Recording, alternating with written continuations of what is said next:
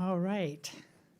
Good evening. I am Cindy Darling, the mayor of the city of Walnut Creek, and welcome to the Tuesday, June 3rd, 2025 regular meeting of the Walnut Creek City Council. The City Council is conducting this meeting from the City Council chamber. The meeting is being video streamed and can be viewed live or later on the city's website. As some attendees may be participating in their first Walnut Creek City Council meeting, I wanted to welcome everybody and talk briefly about the public comment process. For each agenda item, there will be an opportunity for public comment on the item. Thus, if you desire to speak on an item on the agenda this evening, please hold your comments until we get to that item. Additionally, we have a section on the agenda titled Public Communication, and which is for public comments for items that are not on the agenda. Any comments during public communication should not relate to an item that is on the agenda for the evening. Consistent with Section 9.5 of the City Council Handbook, we will allocate 30 minutes initially for public communication for items not on the agenda. We will allocate additional time for public communications for items not on the agenda at the end of the open session of the meeting, if necessary. If you desire to provide a public comment, please complete a little speaker identification card and line up behind the lectern when I call for you. Wait your turn, and when you approach the lectern, please state your name and city of residence for the record. You'll have 2 minutes to address the council. And I will talk about this later, but organized groups can have 10 minutes if nobody else in the group decides to speak. Please keep in mind that this is a city business meeting. The City Council has adopted rules of decorum to ensure that meetings are conducted efficiently and effectively, and that all members of the public have a full, fair, and equal opportunity to be heard. The City Council Handbook outlines decorum expected in the council chamber and can be found on our website. All remarks should be addressed to the City Council. Please do not use threatening, profane, or abusive language which disrupts, disturbs, or otherwise impedes the orderly conduct of the council meeting. Again, each speaker is going to have 2 minutes to make your remarks. Written comments submitted and received up to 2 hours before the meeting have been posted to the city's website for public review and are included in the meeting record, but will not be separately read into the record. Whew. So now, please stand and join me in the Pledge of Allegiance.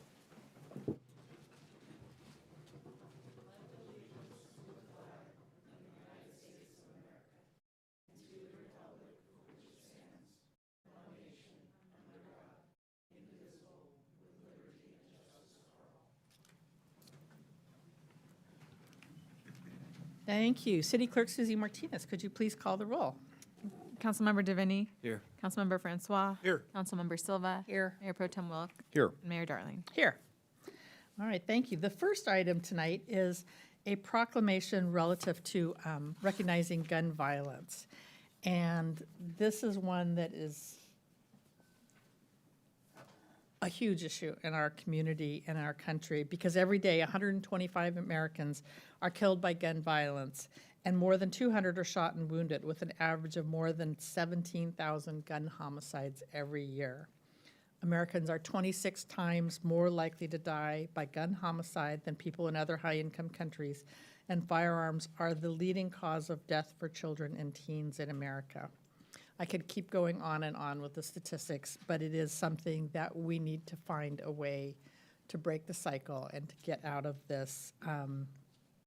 While we support the Second Amendment and the right of law-abiding citizens, we also need to make sure that we're handling guns responsibly and reasonably in this community. We are working in partnership with a number of groups here tonight, and I would like to invite, I rearranged my list of things here. I would like to invite up Erin Roeder with Moms Demand Action and Kathy Maloney from the Rossmore group that is the president of the End Gun Violence Club to accept this proclamation from the city. And I welcome brief comments from both of you on your work to help end gun violence. So please come forward. Yeah, come up here. I know, you just follow her. You're in for a treat. Yeah. I just let you provide some brief remarks. Good evening. Good evening. Thank you for inviting us. Thank you. I'm Kathy Maloney. Obviously, I'm from Rossmore. She's not. And Erin, of course, from Moms Demand Action. I'm the president of the End Gun Violence Club of Rossmore. There's no kind of, well, what do they do? That's what we do. We're talking about acting on end gun violence. So, Mayor, your data, the statistics that you read, are absolutely horrifying. We all agree with that. But I want to give you some hope, okay? In the 2 years that we've been doing this, we have learned so much about what's happening in the way of ending gun violence. We acknowledge the horrors of it, but I think it's important for us to be able to support politicians who are, we have, what are they called? Your folks who run for Gun Sense. They're Gun Sense candidates. And I don't know if everybody knows about this, but they're pledged to work on legislation that ends gun violence from cities all the way up to the feds. So that's one thing. Also, there's been a lot of research done on things that we can do now that will lessen these horrible deaths, gun deaths. And I don't know if you found this in your research, but the mass murders that are so absolutely horrifying, the school murders are 1% of the number of people killed with guns. Most of them are killed in neighborhoods, impacted neighborhoods. A euphemism to be sure, but impacted. And we've been doing a lot of work on that and looking at it. And so there is hope. There are wonderful violence prevention community programs. Of course, their funding has been cut, but they're finding ways to, just like PBS, to make up for that. So I offer you hope. I offer you a standing invitation to come to our meetings. They're Wednesday, the second Wednesday of the month at 10 o'clock. I'll send Kevin, if you don't mind, can I send you? Because he's my contact. Kevin's everybody's contact, yeah. He was at attending a function at Rossmore, and I cornered him and said, oh. So anyway, I'm going to send him a little bit about us. If you're in the neighborhood, come and visit us on the second Wednesday at 10 o'clock. Thank you. We have speakers for the most part. Is my 2 minutes up? Yeah. Great, okay. Thank you so much. Thank you. I just want to say thank you for your continued support. All right. Any of my fellow council members have anything that they want to say? I'll say so. This is passionate to me. I know I have friends and relatives that have been killed with guns due to gun violence, and wear orange. I've got that. That's thank you for what you're doing. It saves lives. It's really, really important. Among the most important things that there could be. Yeah. Thank you. Thank you. Bye-bye. Thank you. I'm going to bring you your proclamation. Do you guys want to do a picture? Okay. We're going to do a picture.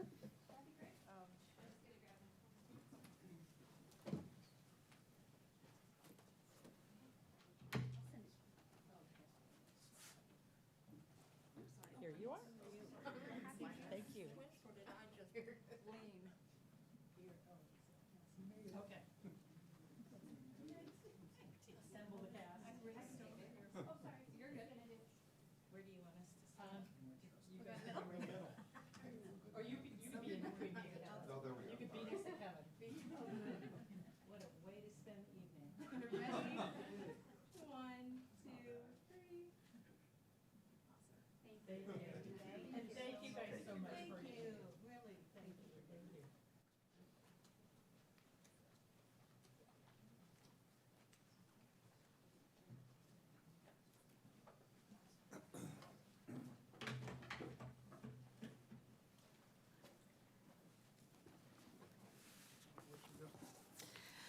And it's June, which means it's Pride Month, and that's always an exciting time here in Walnut Creek. Our city has a diverse LGBTQIA+ population. And we are committed to visibility, dignity, and equity for all the people in the community. I always look at it as we do best when everybody feels welcome and everybody feels like they can be safe and be prosperous here in our community. June has become a symbolic month for LGBTQIA plus persons and supporters, and they come together in various celebrations of Pride. Pride Month has its roots in the Stonewall Uprising, which occurred in New York City back in 1969, sparked by a series of protests around police harassment and discrimination. It was a turning point for the LGBTQIA plus community. The first Pride marches were organized to commemorate the anniversary of the uprising, and cities across the United States continue to recognize and celebrate June as Pride Month. Mayor Pro Tem and I got to represent the city in the Clayton Pride Parade this year, which is always a fun time. We also have been raising the pride flag here, thanks to our previous council members' efforts back in 2018.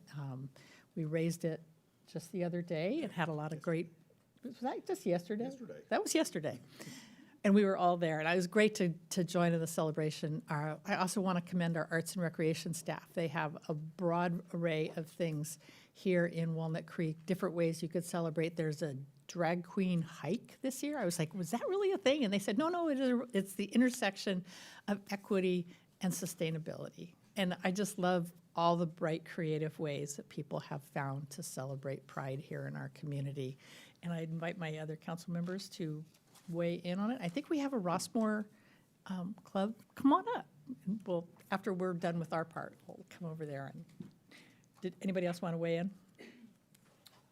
I'll just quickly say I was invited, was able to attend the Pride, the opening of Pride Month at Rossmore today, and saw, oh gosh, must have had a turnout of about 60 or 70 people there, along with Sharice County, who was representing Assemblymember Rebecca Bauer-Cahan. Great to see the turnout and the enthusiasm. It's so needed at this time, as you mentioned. So. Yeah, the Clayton Pride Parade is always a heck of a lot of fun and very wholesome, very family-oriented pride. It's the family pride in the Bay Area. So I will go ahead and meet you at the dais, and we'll do the thing.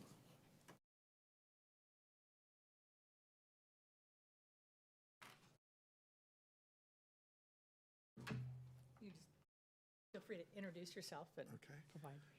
Hi, I'm Philip Bollinger. I'm the treasurer of the Rossmore LGBTQ Alliance.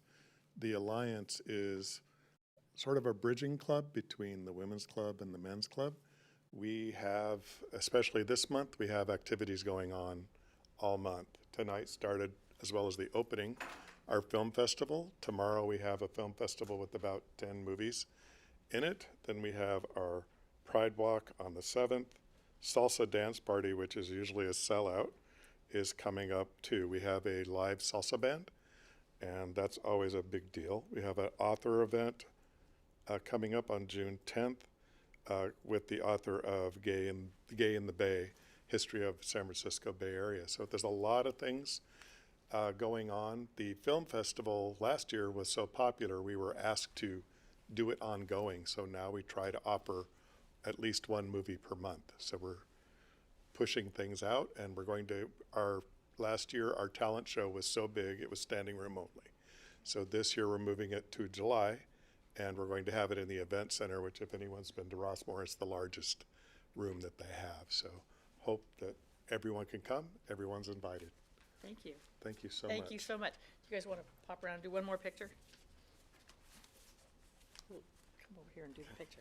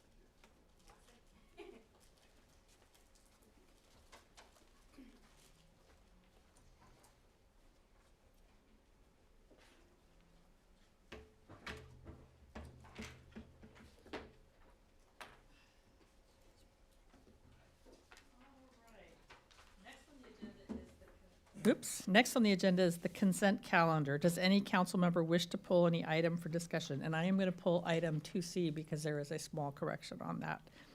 Or does any member of the staff wish I to? would like to pull 2G. 2G, 2D. 2G, 2D, and 2C. Anything else? All right. Does any member of the public have a comment on items 2A, B, E, F, H through the end of the alphabet? Seeing nobody, anybody have a motion for me? Move approval of consent calendar items 2A and B, 2E, F, and H. Second. All right, roll call vote, please. Councilmember Silva. Aye. Mayor Pro Tem Wilk. Aye. Councilmember Davini. Aye. Councilmember Francois. Aye. Mayor Darling. Aye. Motion carries. Okay, so we'll do item 2C. This is the resolution from the City Council adopting a list of projects for fiscal year FY '26 funded by SB 1. The whereas at the bottom of the page lists some neighborhoods that staff will be updating. They are the incorrect neighborhoods. Does any member of the public wish to address us on item 2C? If not, I will move it as corrected by staff.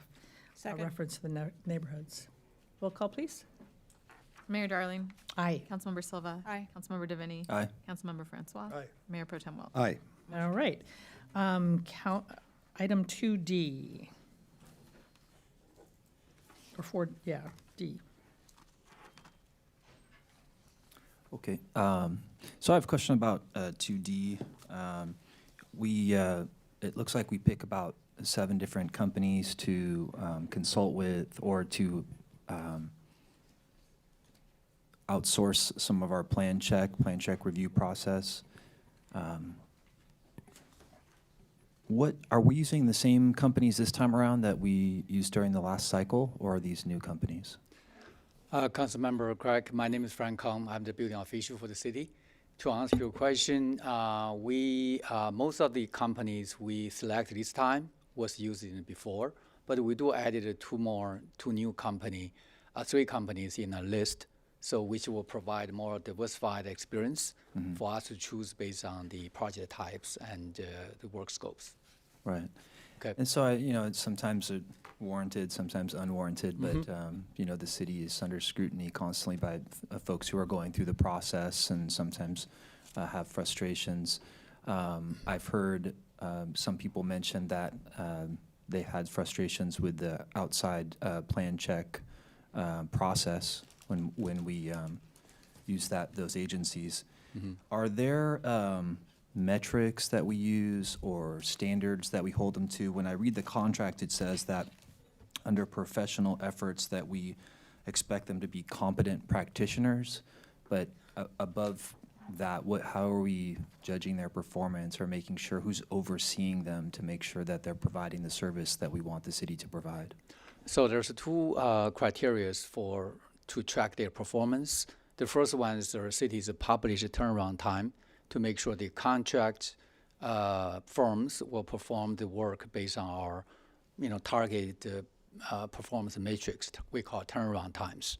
And secondly, we do have an internal staff to monitor the work they did. For example, if they provide a plan check comment for a project, our staff will review the comments to make sure they are in line with the current code requirement and our current practice. And have you found that there, say, are more or less complaints generated from us outsourcing versus doing it in-house? I think in general, our in-house staff will provide a better service, but right now we are kind of short of a staff. I was saying, we have limited staff resources. Currently, we have we have only 4 plan check engineers, and but the workload, it is quite demanding. That's why we send quite a bit work to the outside consultant. Realizing that, at the same time, we want to make sure we are in the safe on the budget side. So we are going to propose to add 1 more plan check engineer for the next 2 fiscal years, which is in the current budget proposal. Hopefully, through that effort, we can gradually reduce the amount of work sent to the outside consultant. Right, because they're a fairly big number. I know we don't probably use all of the allowed stipend for each consultant, but Definitely. I suppose we've looked at comparing that to what it would take to hire someone in-house, and this is a more affordable option. Yes, right now is I think we analyze it. Basically, is we by adding one new plan check engineer in-house, we could save about say 350 K, the plan check service outside. But at the same time, we have to know there is uncertainty down the road. We cannot add it more, have more than too many staff, and in the end, we run into a deficit because when the economy go down south, right? We're overstaffed. So we're taking It's the kind of a balance. proactive approach right now by adding one plan check engineer during the next 2 years, and then we'll see how the economy goes, and we'll make necessary adjustment if the situation deemed for us to add one more engineers. But that's depending on the situations, other factors to consider. So maybe there's a way, so in order to respond to the public if they have issues or direct their ire towards these outside agencies, that we could share the metrics of turnaround times and things like that to reassure them that that these services are being provided at a high standard and that we're overseeing them closely. Yes, the matrix currently already published on the website. Okay. Yeah, Great, thank you. thank you. Any additional questions? Councilmember Silva? Frank, I have one other question, I remember when we started using outside services, it was post-recession, and isn't it also true that using outside plan check services in the same way as other facets of the business allows us to fluctuate with the flow of business, because otherwise we are hiring people that we might not be able to use all the time? Yeah. Okay, thank you. While we're on the subject, I'm assuming that the RFQ that we floated includes some recognition of past performance as an evaluation criteria? Definitely, yeah. So we, for example, one of the consulting firm we used last time, and we stopped using it, and because due to the performance issues and the feedback we received from the applicant and the communities. All right, thank Yeah. you. All right, any additional questions? Any public comment on items 2D, or 4D, I guess we're actually on? Seeing none, motion? Move approval Second. of item 2D. Second? All right. Roll call, please. Councilmember Silva. Aye. Councilmember Davini. Aye. Councilmember Francois. Aye. Mayor Pro Tem Wilk. Aye. Mayor Darling. Aye. And now we'll go to item 4G.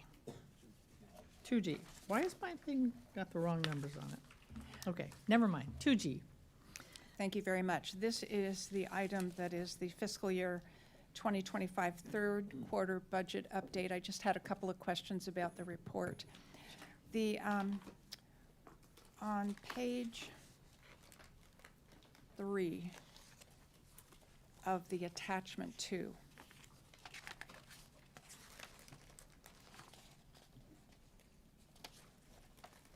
there's a reference to two projects that were where we approved the funding for these downtown beautification and downtown programming late in 2024. And we're now approving, it looks like this was approved subsequently. Why, have these funds been allocated or are they yet to be spent? Good evening, City Council, Mayor Darling, Kirsten Lacasse, Administrative Services Director. Yes, so these funds were allocated toward the end of calendar year 2024.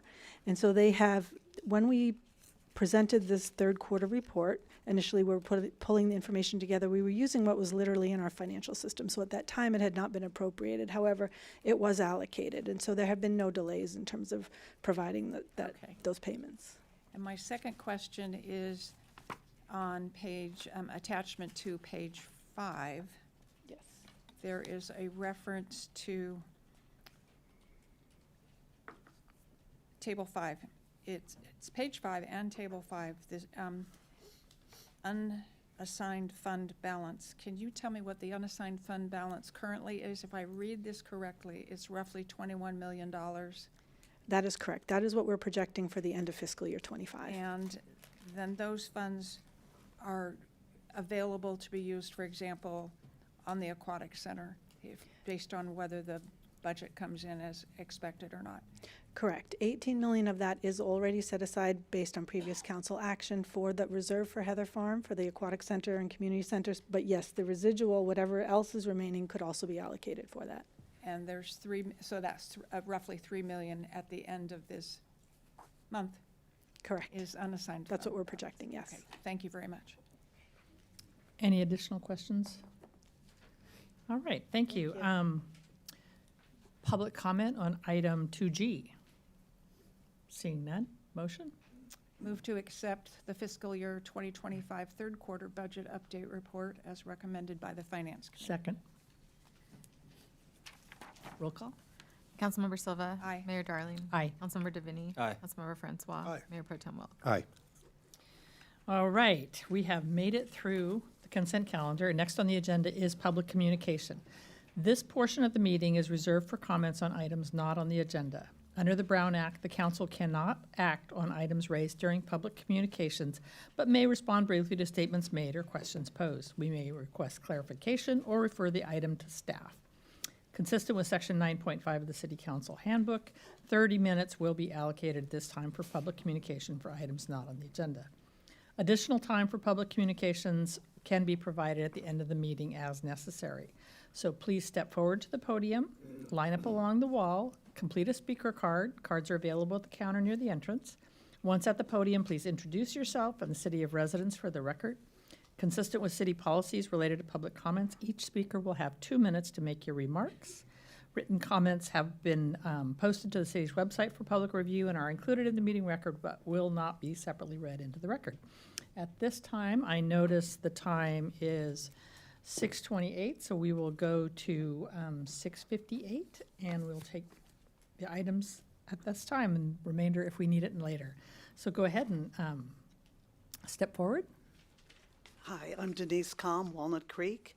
It was brought to my attention through Nextdoor that the Walnut Creek Parks and Recreation is considering putting in bike paths at Lime Ridge Quarry, a place I hike frequently. Now, I'm very sympathetic to bikers. I was a biker for many years, but particularly with the proliferation of e-bikes and things like that, it's gotten more dangerous on narrow paths to hike.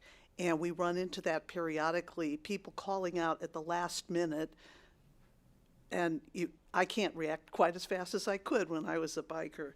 That's a big concern. Fire risk with e-bikes is another concern, and biodiversity. It's a very diverse and beautiful area. Bikes tear it up far more than us hikers that all stay on our little trails.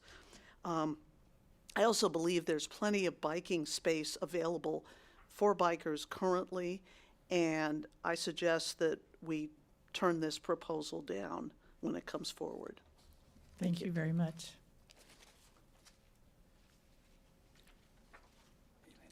All right.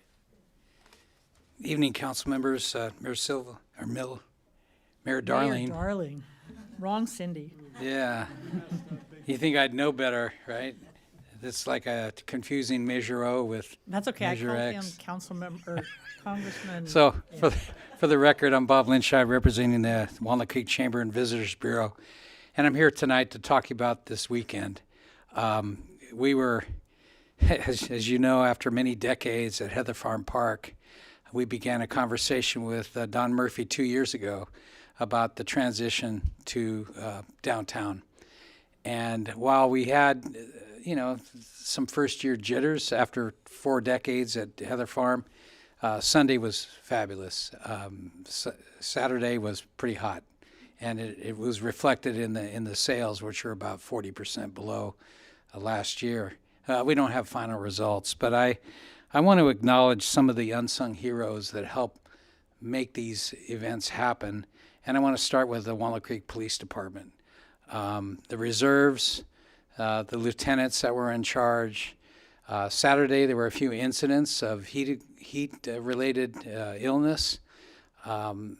AMR was right on it. It was, I couldn't be more happy and yet committed to make the event even better.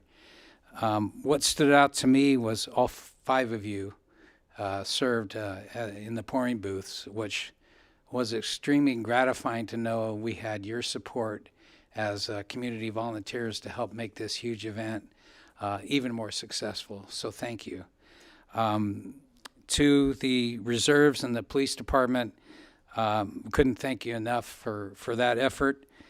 I think that when you look at putting on this, when we looked at putting on this event, parking and transportation to downtown was paramount.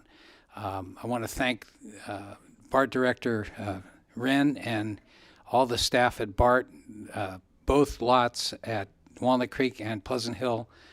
BART stations were free, and we provided a shuttle, and we're looking forward to the numbers, but it was rather significant.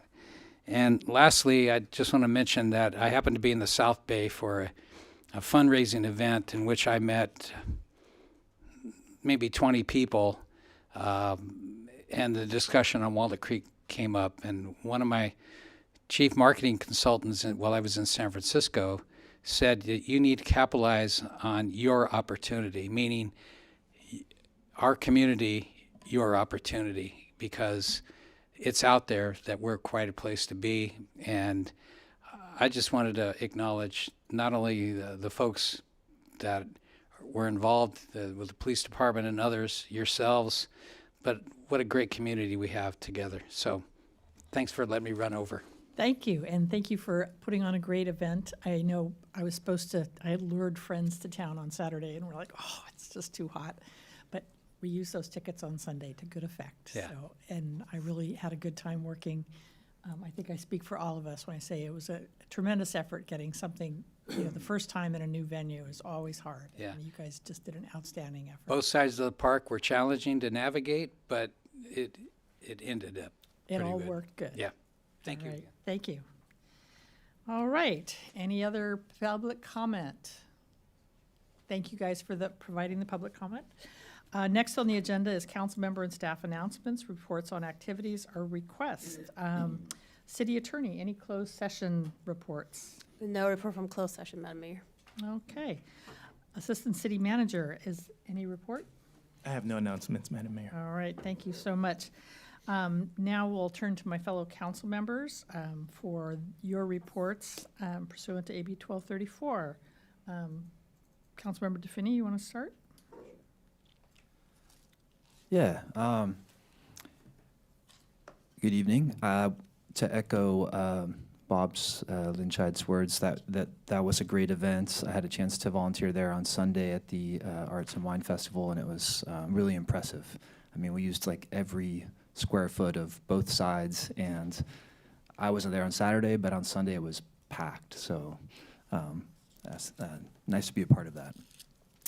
In addition, let's see, I was at a ribbon cutting for the Gotcha Covered, which is a custom window treatment that Sabrina Martin has opened in Walnut Creek, mostly online. So she held her event at the Chicken Pie Shop, and that was fun to attend. Was at the Trinity Gala fundraiser a couple weekends ago, and I think we were all there for that event, and that was also a really tremendous event. It wasn't held in Walnut Creek, but I still enjoyed the venue very much at the Lafayette Park Hotel. Was at the ribbon cutting for the BART Next Generation Fairgates. Really excited about those. They're both open in Walnut Creek now. And I think that it's really showing the evolution or the changes that are taking place at BART that hopefully will draw ridership back to BART. Having these fare evasion gates is going to keep people from fare evading, but also help with some of the unsavory elements that sometimes get onto BART and cause problems. And so hopefully that will improve everyone's experience. Also for the ribbon cutting for Payroll Vault, it's their 3rd year anniversary. That was held over at the Ruth Bancroft Gardens, and it was at the same time we were able to the city in collaboration with the Walnut Creek Downtown and Chamber of Commerce is launching the Size Up campaign or Size Up program, which is a free small business assistance program that the city's launching. And I think the city will probably be announcing that maybe in some more formal way coming up soon. Yeah, so we'll get more information about that. But it is a program that's being offered free for the businesses in Walnut Creek, and I think it sounds like it's going to be a great program. Attended the Aquanauts fundraiser. That's for the City Council member Silva was there as well, and we had the treat of seeing 5 members of the Aquanauts that are part of the national team, and the national team performed there. So we saw everything from the little ones, the peanuts, all the way up to the national team. So if you haven't been to that event before, I know there's another one coming up in the fall. It's really very impressive. And let's see, we had raised the pride flag yesterday. We talked about that. And one thing I wanted to touch on, I met with the climate, was it 350 Bay Area, and then sat on a call the next day about a bill that's coming up through the state. It's Senate Bill 684, Assembly Bill 1243 by Senator Menjivar and Assemblymember Addis. And it's a Polluters Pay Superfund Act. And it's, I think it's already been done in Vermont and New York, and it sounds like something very promising. What would happen is we would, the California EPA would go back to 1990 and then look through 2045 at the damage that's taken place to our climate, to California, from some of the biggest polluters. Because right now the narrative is that or the truth is that the taxpayers are taking on these expenses. You know, the fire in L.A. was something like $250 billion worth of damage, and that gets rolled into our insurance premiums and so forth. So, anyway, I guess I'm supposed to wrap up. So, it's an interesting bill to look at. I think we'll learn more about it as the time goes by. So, thank you. Thank you. Councilmember Silva? Thank you very much, Mayor. As a representative from the council, liaison to the Rossmore Golden Rain Foundation Board, I attended their meeting last week. They have welcomed 3 new board members to their 9, including Susan Hildreth, who is also on our Measure O Advisory Committee. So congratulations to the 3 new board members. They've also spent some significant time integrating a new financial system. So we can probably all say that we feel their pain, but it's a very complete system and comprehensive system, and they were demonstrating it for the board last week as part of the meeting. And one of the things that I noticed is that personnel costs are high for them as they are for us. That represents a substantive portion of their budget.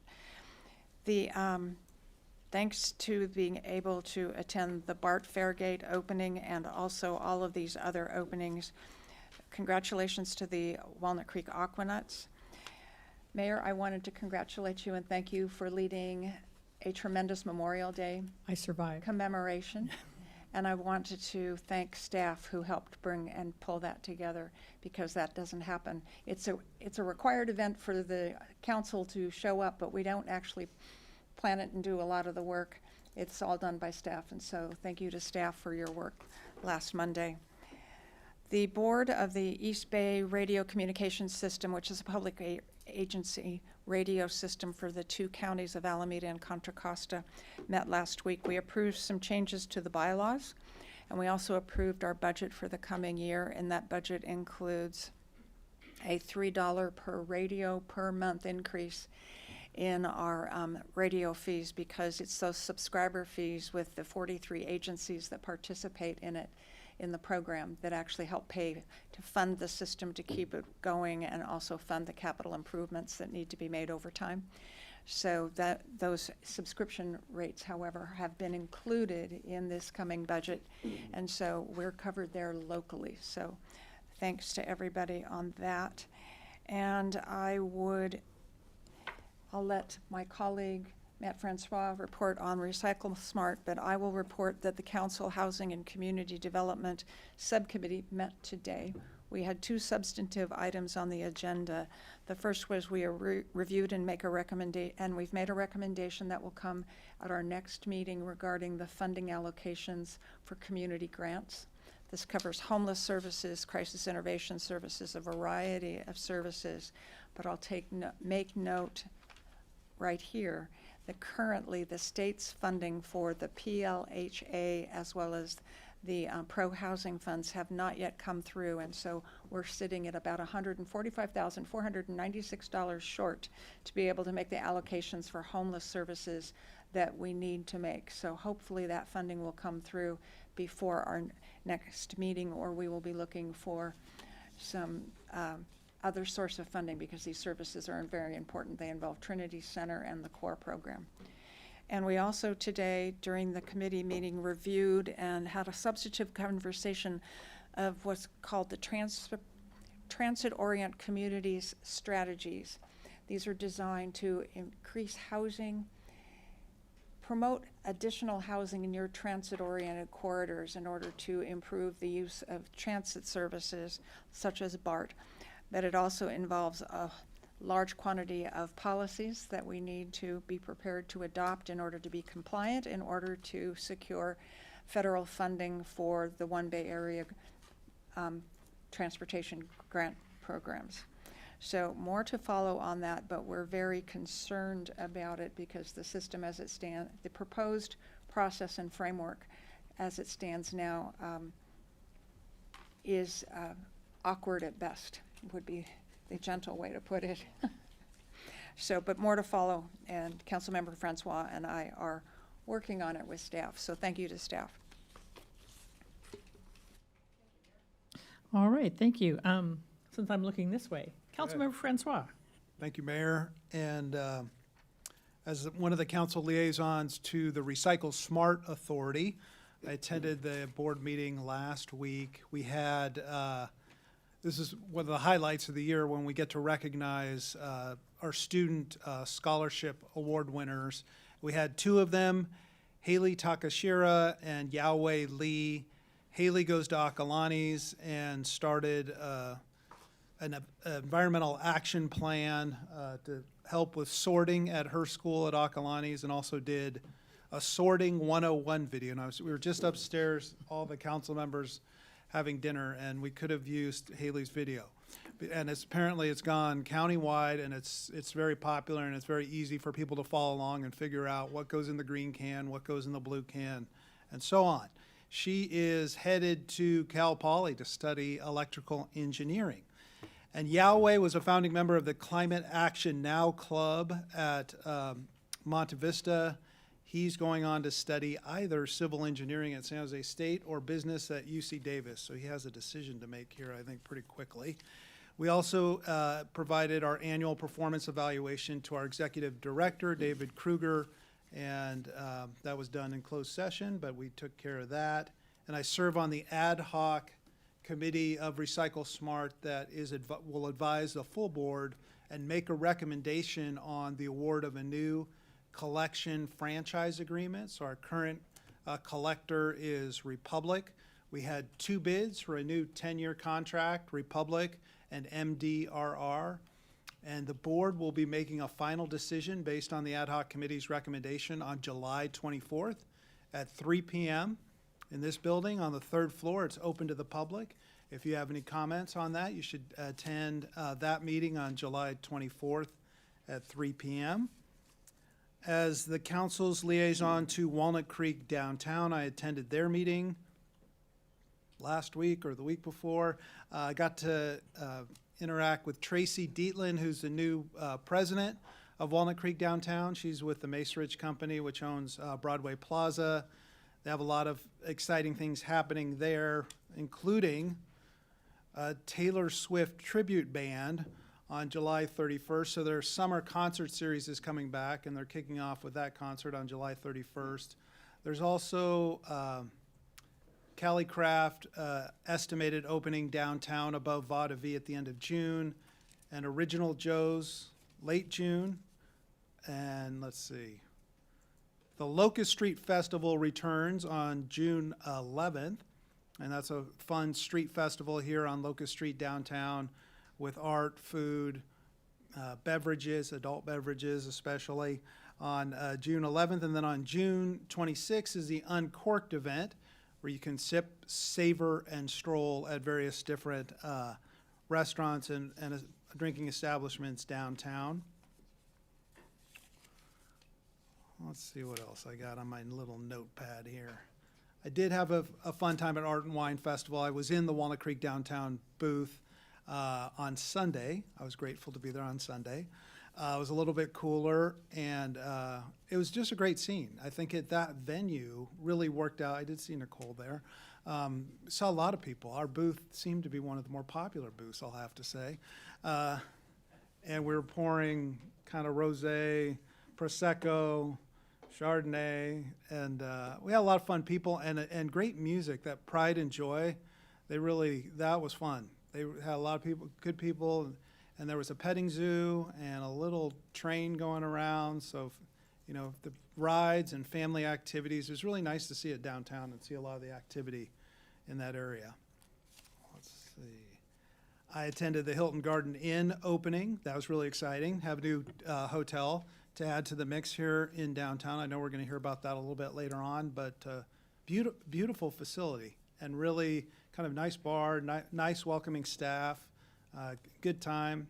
As Councilmember DeVinny said, attended the Trinity Center event in Lafayette a couple weekends ago, and that was a nice event. And then last but certainly not least, Memorial Day. I won't steal the mayor's thunder, but always an honor and a privilege to be there and honor the people that have served us. And a highlight for me was meeting Papa Jake, whom I had never met before, World War II survivor of D-Day. And, it's pretty moving to meet someone, that saved democracy and to be able to shake their hand. So that was a really neat experience. And that's my report. Thank you. Mayor Pro Tem? Yeah, and the reason he's not here is he's flying to Normandy right now. I know, 102 years old, the 100 man's yeah, getting on a plane to go to Normandy. Oh, my gosh. So I was at the Art and Wine Festival on Saturday when it was 100 degrees, and it was in the shade, and it was fine. Everybody should. It was fine. I mean, we live in Walnut. Well, so I am in person tonight because 2 weeks ago, of course, people saw me on the big screen. I was in Washington, D.C. as liaison to County Connection, and as chair this year, I led a delegation to meeting with Congress and senators about grant funding and what we could do to make sure that we are getting what was given to us at least last year. Not a guarantee. So I'm going to focus on some of the positives that came out of the meetings, though, because there was a lot that came out. But the good news is that there's a bipartisan desire to reach agreement on the reauthorization of the Surface Transportation Act, which improves roads and road safety. So everybody can agree on that. The other positive note was there was a bipartisan desire to fix the Mass Transportation and Highway Trust Fund. The issue right now is that in past years, there's been a balance of 80% going to the highway portion and roads portion, and 20% going to public transit. We are hopeful that 20% will still come to public transit. And as we talked about, and I mentioned in the conference with the hundreds and I guess 1,000 people that were there, it doesn't matter if you aren't taking public transit.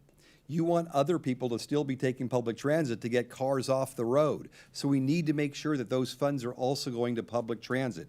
So we'll hear more about that. I will certainly update more people about that as we get closer. But so those were at least a couple of positives that came out of that.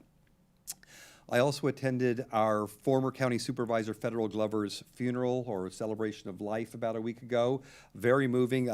This may be the largest funeral I ever went to. There must have been 500-600 people there, and many, many elected officials from throughout the county, both past and present. Very moving ceremony.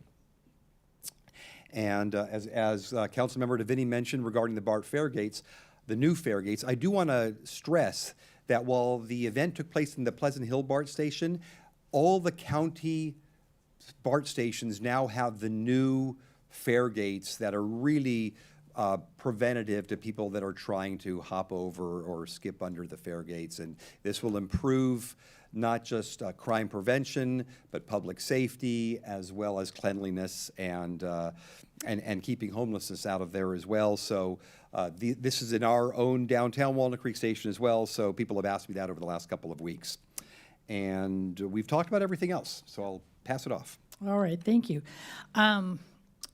Couple things. Thank you, Councilmember DeFinney, for going to hit the payroll vault so I could go play Scrabble. That was very important that night. So I'm glad you could stand in for us there.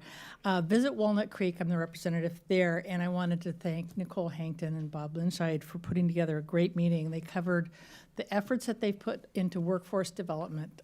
Customer service staff is something that we've heard is very important to our hotels and our other hospitality industries, and our dynamic duo has been putting a lot of work into that. But I especially wanted to thank them for bringing in the district attorney and representatives, or the district attorney that works on human trafficking, and a policeman from Mountain Brentwood who works on it also came and did a presentation for the hotels on what to look for and how they want people in Contra Costa County to respond, who to call for what. And it was really informative to me, and I think most of the hotel people that were there were really excited about it. I did mention it when we were all at the BART Fair gates. Jeremy Carlson was there, and several people are interested in replicating what you guys did because they were just really impressed with the thought that went into it, because it is where human trafficking, both sex trafficking and labor trafficking, it's one of the hot spots is hotels. Memorial Day, I now have greater respect for previous mayors who have run Memorial Day. I truly understand how much work goes into it now, but it was really fun. As Councilmember Francois mentioned, Papa Jake was just something. 102 years old, he's back in Normandy right now. And he lives on telling the stories. He says, I'm the last one left. And so that was very moving. We also heard from a local dad who's also a colonel in the reserve, and he talked about some of his service. The Hilton Garden Inn got you covered. Those were great. We also had Collab Fertility had their 1-year anniversary. And Dr. Segal, who runs that facility, says that they have produced 3 babies that have been born, and 29 babies are on the way. So that's a great facility here in Walnut Creek. I'm glad to see it moving forward. Trinity Center, we were all there. That was fun. On the legislative front, and the cap and trade is being renegotiated. And so I did have a short conversation with Assemblymember Rebecca Bauer-Cahan, who was in the negotiating team, on the importance to the city. There is money that we get out of that for high-density housing, affordable housing near transportation, and emphasize for her, in light of everything else we've talked about, how important keeping that in the cap and trade deal will be. And we did Finance Committee too, but we'll talk about that later. And that is my report. So, do we want to take 5-minute breaks? We were all upstairs interviewing people for a couple hours before that. So we're going to take a quick 5-minute break, and then we'll be back at 7. Thanks.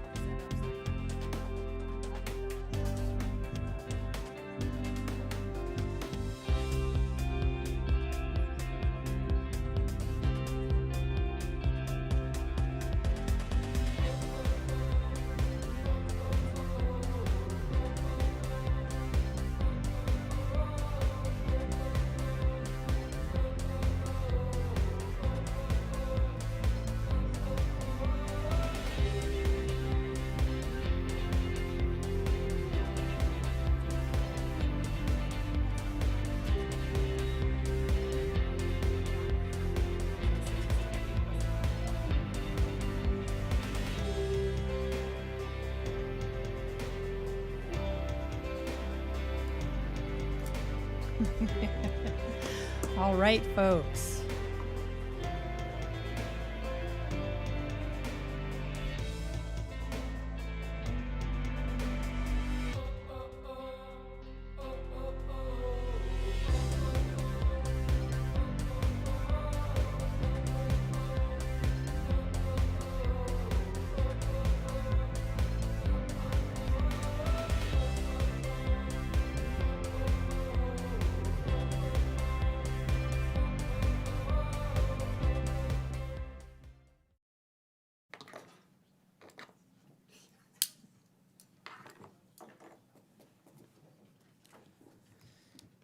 All right, and we are back. Next on the agenda is a public hearing pursuant to the Tax Equity and Fiscal Responsibility Act, otherwise known as TEFRA, regarding the issuance of revenue bonds by the California State Communities Development Authority for the benefit of Sequoia Living Incorporated for the Via Monte project. And I invite staff forward to provide the staff presentation.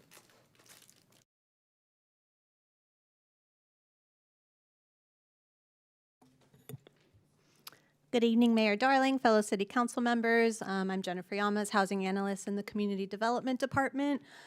So tonight's first public hearing is being conducted pursuant to the Tax Equity and Fiscal Responsibility Act, known as TEFRA. It is regarding the issuance of revenue bonds for the Sequoia Living Residential Care Facility located in Walnut Creek, which is also known as the Via Monte project. Here tonight to discuss the bonds and the Via Monte project is Dave Latina, who works for Sequoia Living as the Chief Business Development Officer. So without further ado, here's Dave.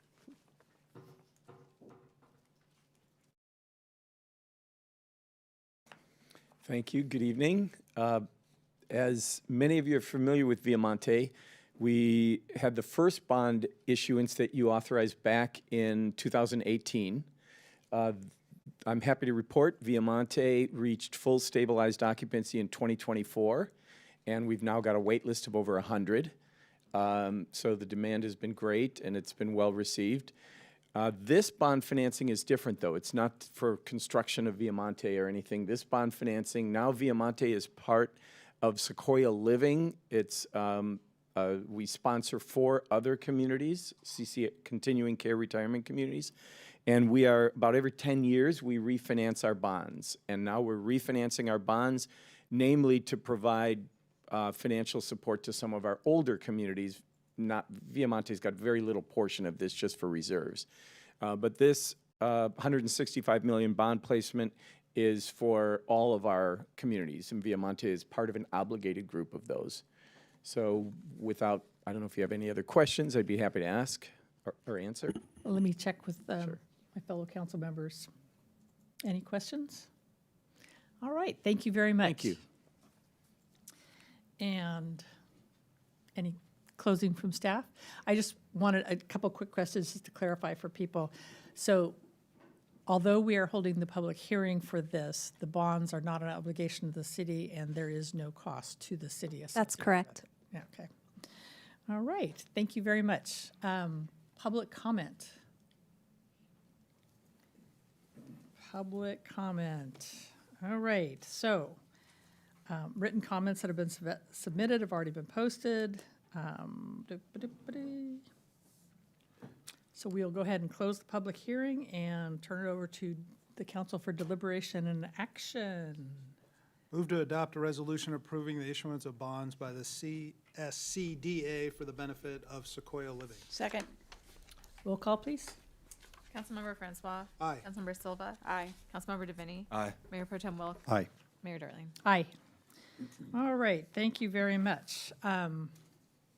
Next on the agenda is a public hearing pursuant to the Government Code Section 3502.3 on the City of Walnut Creek's job vacancies, recruitment, and retention efforts for fiscal year 2025. And I invite the staff forward to present the staff presentation.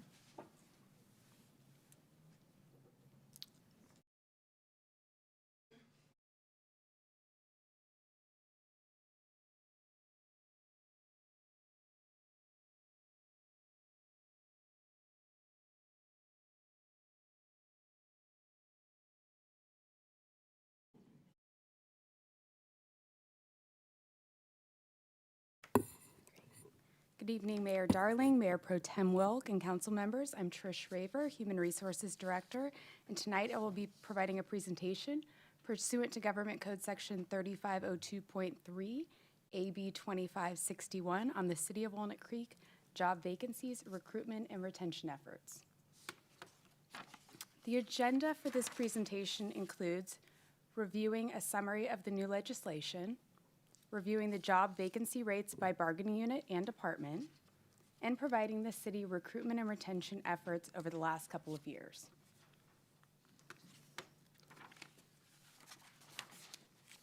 Effective January 1st, 2025, in accordance with Government Code Section 3502.3, a public agency is required to present the status of vacancies and recruitment and retention efforts during a public hearing before the governing board at least once per fiscal year and prior to the adoption of the final budget.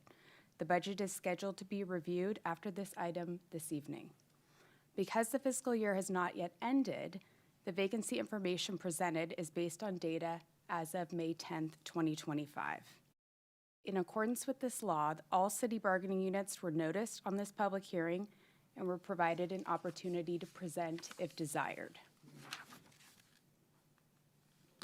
According to AB 2561, if the number of job vacancies within a single bargaining unit met or exceeded a threshold of 20% of the total number of authorized full-time positions for that unit, upon request of the recognized bargaining unit, this presentation may also include the following information identified here in 1 through 4.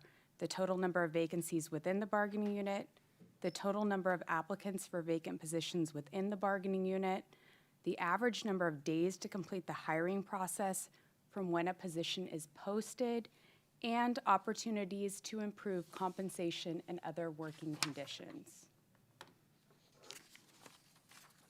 In addition to presenting information on vacancies, recruitment, and retention efforts, if necessary, the city will identify any changes to City of Walnut Creek policies, procedures, and recruitment activities that may lead to obstacles in the hiring process.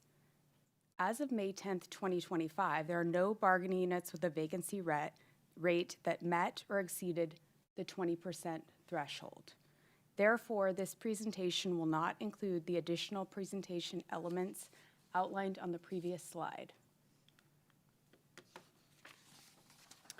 Before we review the vacancy data for each bargaining unit group and department, I want to provide a listing of the city bargaining units or groups. There are 9 groups inclusive of the city council, ranging from administrative support classes to sworn police personnel to general management.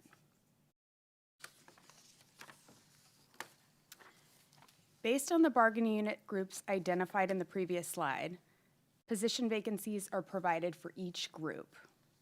The second column provides information on the number of authorized full-time equivalent positions according to the adopted budget at 387.25.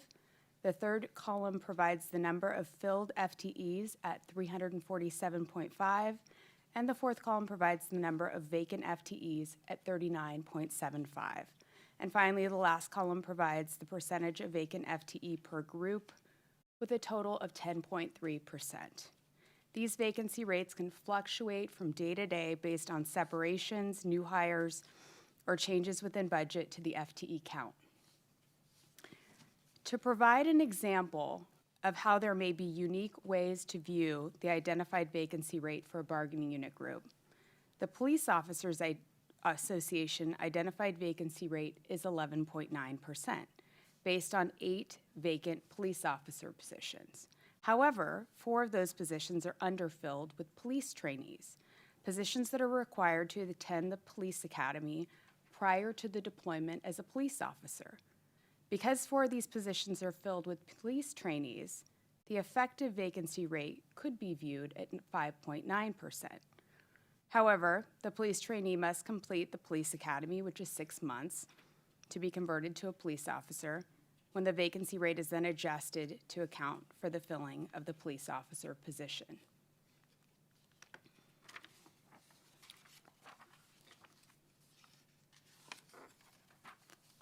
I also provide a slide on the positions within any department. This slide provides an overview of the positions and vacancies in the 7 city departments, which is the format followed in the city budget.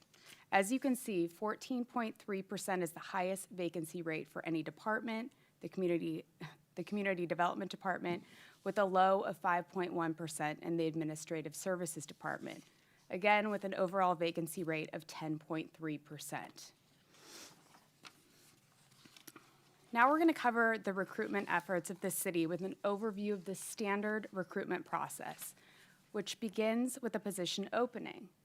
Then a recruitment is prioritized by the hiring department and human resources based on recruitment capacity. All recruitment processes, with the exception of at-will appointments, are required to be merit-based. Once a requisition to fill the position is opened, the length of the recruitment process can vary from 30 to 120 days, depending on if it's a promotional internal recruitment or an open recruitment, which means open to the public. The position is advertised during the application period, which typically ranges from 2 weeks to 1 month. Applications are screened for minimum qualifications for the position, with applicant pools that can range from several to hundreds. Then those candidates meeting the minimum requirements for the position are invited to test through a variety of different processes, which may include a written test, a subject matter expert panel interview, and/or a practical exercise. Once candidates are tested and based on performance in those processes, an eligible list of qualified candidates is created and presented to the department hiring manager. The department then conducts a hiring interview for those candidates that exhibited the best performance in the selection process. The department then provides a conditional offer to the best qualified candidate, and the pre-employment background process occurs. The background check process can take anywhere from a week to several months based on the position. For example, a police officer goes through the most lengthy and extensive background check process, including review of personal history information, polygraph testing, psychological testing, and a medical examination. Once the elements of the background check process have been completed, the candidate will receive a final offer, including a job start date. Recruitment data for the 2024 calendar year included 32 regular job postings. I want to point out that a job posting can result in the filling of more than one position. For example, a recruitment for an office specialist can result in the filling of multiple positions throughout the city. Over the course of the calendar year, 2,785 applications were received and screened. The information provided here reflects separations for regular and limited duration positions over the past 5 calendar years and this calendar year to date in the categories of resignation, retirement, and involuntary separations. As you can see, there was a spike in separations in 2020 and 2021, largely attributed to COVID, with staff moving out of state, retiring, or changing fields employers. The separation trend has changed in the past couple of years to be more moderate and typical of years prior to 2020. The information here provided reflects new hires and rehires and changes in positions for regular and limited duration positions over the past 5 calendar years and this calendar year to date. As you can see, 86 positions were filled in 2023 and 68 in 2024 as a result of a high number of separations, as mentioned, between 2020 and 2022. The appointment trend has normalized to a lower rate in 2025. We now move on to some of the recruitment process improvements that have been made by the city to address separations. Because sworn police recruitments, as well as non-sworn police recruitments, have become more competitive and challenging over the course of the last 5 years, and in order to attract a diverse pool of highly qualified applicants, the EPIC recruitment platform was implemented by the police department in 2024 to provide a full complement of services to reach a broader pool of potential applicants by creating a police department recruitment page and a comprehensive branding framework to assist the department to attract highly qualified applicants. With knowledge that many applicants for sworn positions are applying to multiple agencies simultaneously, the recruitment process for police officer was also streamlined so that a conditional offer of employment initiating a background check process could occur on the same day as an interview. This modification of the process makes the city more competitive in the hiring processes and reduces the selection process by 1 to 2 weeks. Some additional recruitment process improvements include removal of certain background check components that the city's third-party background consultant conducted, as the same components are part of the city standard Department of Justice FBI fingerprinting processes. By removing these elements, the background check process takes less time as well, with the process being 1 to 2 weeks shorter. The typing speed for administrative support positions was also modified to be more inclusive and remove a barrier to employment by meeting current best practice requirements for typing. And lastly, due to the massive amount of hiring that took place in 2023 and 2024, Human Resources augmented staffing with various outside consultants to assist with the recruitment selection processes to meet the city's needs of city staffing. Based on these recruitment efforts, the Human Resources team was voted by peers as the Team of the Year for 2023, resulting in a vacancy rate change from approximately 14% to 8%. Moving on to the city's retention efforts. The city values the work of staff, and in a good faith effort to remain competitive in the labor market, negotiated successor agreements with 5 bargaining units in 2024. The city is currently in the process of negotiating successor bargaining unit agreements with the Police Officers Association and the Police Management Association. The city has also continued to improvement and conducts exit interviews with regular staff to learn about potential organizational improvements. To provide some additional retention efforts, from a cultural perspective, the city conducted an engagement survey in 2024 to learn more about staff opinions to enhance the culture of the organization to improve retention.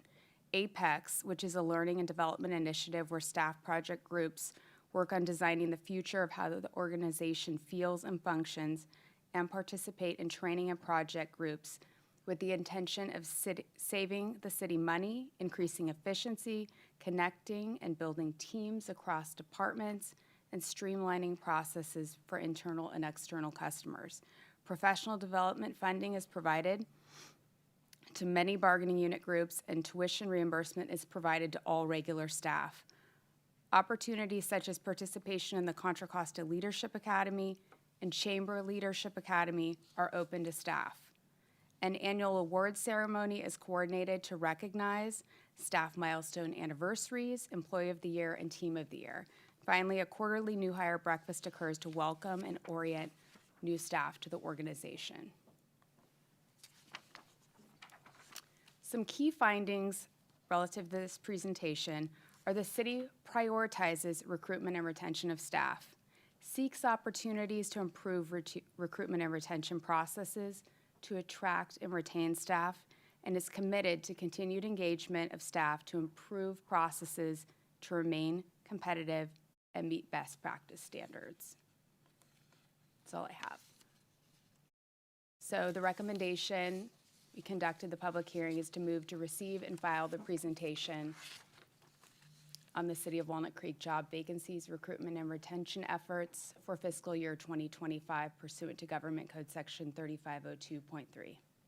Thank you very much, Trish. That's a whole lot of numbers and a whole lot of work. I appreciate it. Questions for HR? Councilmember Francois?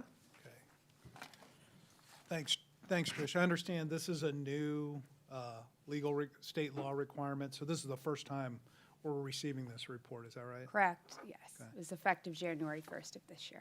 You had some historical information on hiring and separation, do you have any on the vacancy rates as well over the last 5 years? I know that it was lower. I don't have that at this time. However, we can provide that. Okay, so it's 10.3 for last year, and it's been lower than that, you think, over the last 4 years? It was 10.3 as of May 10th of this year. It was much higher the last couple years, and then prior to that, it was lower. And can you confirm, my recollection was when I asked the city manager this, that 6% is about the normal or typical vacancy rate? Yes. So would you say that we're trending back down, but slowly? Yes, I would say we're trending back down. Yeah, and it's, like I said, it fluctuates from day to day. So, you know, all you need to do is hire several new folks and it will go back, it'll go down to 9% and reduce onward. I think that's it for now. Thank you. Any other questions? I was glad to see that elected officials are at 0%. All 6 of us are here and working. Okay, with no other questions, the public hearing is now open for public comment. Written comments submitted have been posted to the city's website for public review and are included in the meeting record, but will not be separately read into the record. The recently enacted state law, known as AB 2561, requires the city to hold a public hearing to present the status of the city's job vacancies and recruitment and retention effort. The state law further allows any recognized employee association for a bargaining unit to make a presentation at the public hearing. The state law does not set a minimum or maximum amount of speaking time for these presentations. The Walnut Creek City Council Handbook provides that a presentation by a representative of an organized group is limited to 10 minutes on behalf of the group. In addition, the presentation should relate to the subject of the public hearing, i.e., job vacancy, recruitment, retention. Therefore, each presentation being made by a recognized employee organization for a bargaining unit will be limited to 10 minutes. If there's not a presentation by a group representative, then comments by individual speakers will be limited to 2 minutes per person. So, now that we've taken this new requirement and put some terms around it, we will ask you guys to step forward. I'm sure you've already done your speaker card and your 10 minutes. Thank you. Good evening. I'm President Shane Blatz with the Walnut Creek POA. So I have 10 minutes. I'm going to try to run through this as fast as I can. There is quite a few slides, which I hope you guys have time to look at it later. So I really want to get to is the state of law enforcement in general. It's not just unique to Walnut Creek, is that we are really struggling as an industry trying to recoup from the time of 2020 and 2021, really dealing with the public scrutiny, the riots. We had a huge loss of personnel and lack of interest in our job. And still to this day, it's been really hard for a lot of agencies, mostly California, specifically the Bay Area. And so Walnut Creek has been struggling, but we're not unique by any means. So what you guys see here on the slide is our latest on our total staffing for the police department. That's our non-sworn and sworn. So our total sworn is at 76 right now. That includes the aforementioned academy recruits. We have 3 that are currently in the academy. Right now we have 8 that are on injury, and then we have 4 that are on FTO training. We had one that just graduated the academy this week, so he is in a 2-week in-house. He'll be joining our FTO program. And so when you actually do the subtraction of the trainees, the recruits, and our injuries, what you're looking at for total sworn solo police officers is that we have 61 of us out of the total 85. And that goes from the chief all the way down. So far this year, we've had 3 retirements, and we will have 3 expected to retire this year. So this gives a quick little breakdown of our PMA and POA, and shows you just right here real quick of which spots are vacant. So we have 1 captain spot that is vacant. All of our lieutenant spots are filled, one sergeant that is vacant, and then shows the breakdowns of our budgeted 62 officers and the 5 officers that are Measure O funded. So our patrol bureau right now is at 32 deployed, again, due to the injuries and vacancies that we have. Our investigations bureau, we're supposed to have 10 detectives. We have 2 spots are unfilled, again, due to our injuries and vacancies. Our specialized units, so our traffic unit right now, we have slotted for 4. That is supposed to be 4 motors. We have 1 spot that is unfilled, and then the acronym for HOP, that's our homeless outreach team. We have 2 officers that are filled in that spot, and then our 1 Broadway Plaza officer that's filled. So mentioning again to our 4 officers that are in various stages of the FTO program, once they get through that process, then they become a solo police officer. And then our 3 recruits that are still in the early phase of the police academy. So this is just a really simplified version of what it takes to go through the hiring process of a new officer. It's very long in comparison to obviously hiring any new employee for the city of Walnut Creek. I would say that hiring a new police officer for the city of Walnut Creek is the hardest thing to do because of the amount of time it takes to get to have a solo police officer and also the cost that it takes. So really quickly, just going through the application interview, the background process, and then the different kind of exams that a new hire has to go through. Typically for most applicants that tend to, I'd say, quote unquote, get washed out is in the background process. That's where usually hiccups that get them disqualified. So that process can take about 4 to 8 months. For a brand new hire, they'll go through a 6-month police academy. Lateral officer, they get to bypass that. The only caveat is if they're out of state police officer, depending on what state they're certified, they may have to go through a whole 6-month California academy. So this kind of gives you just a quick time frame as to how long it takes to get from the time of application to actually have a solo full duty police officer in that amount of time. So it is a very long time for us to have somebody that's boots on the ground that can actually fill a spot. These are our current expected departures. We have 2 officers in the process that are going to Napa PD. We have an officer that is expected to leave in July this year to pursue nursing career. We have 1 officer that is set to retire this summer. We have 2 other sworn personnel set to retire in December. And there are several that are eligible to retire this year and next year.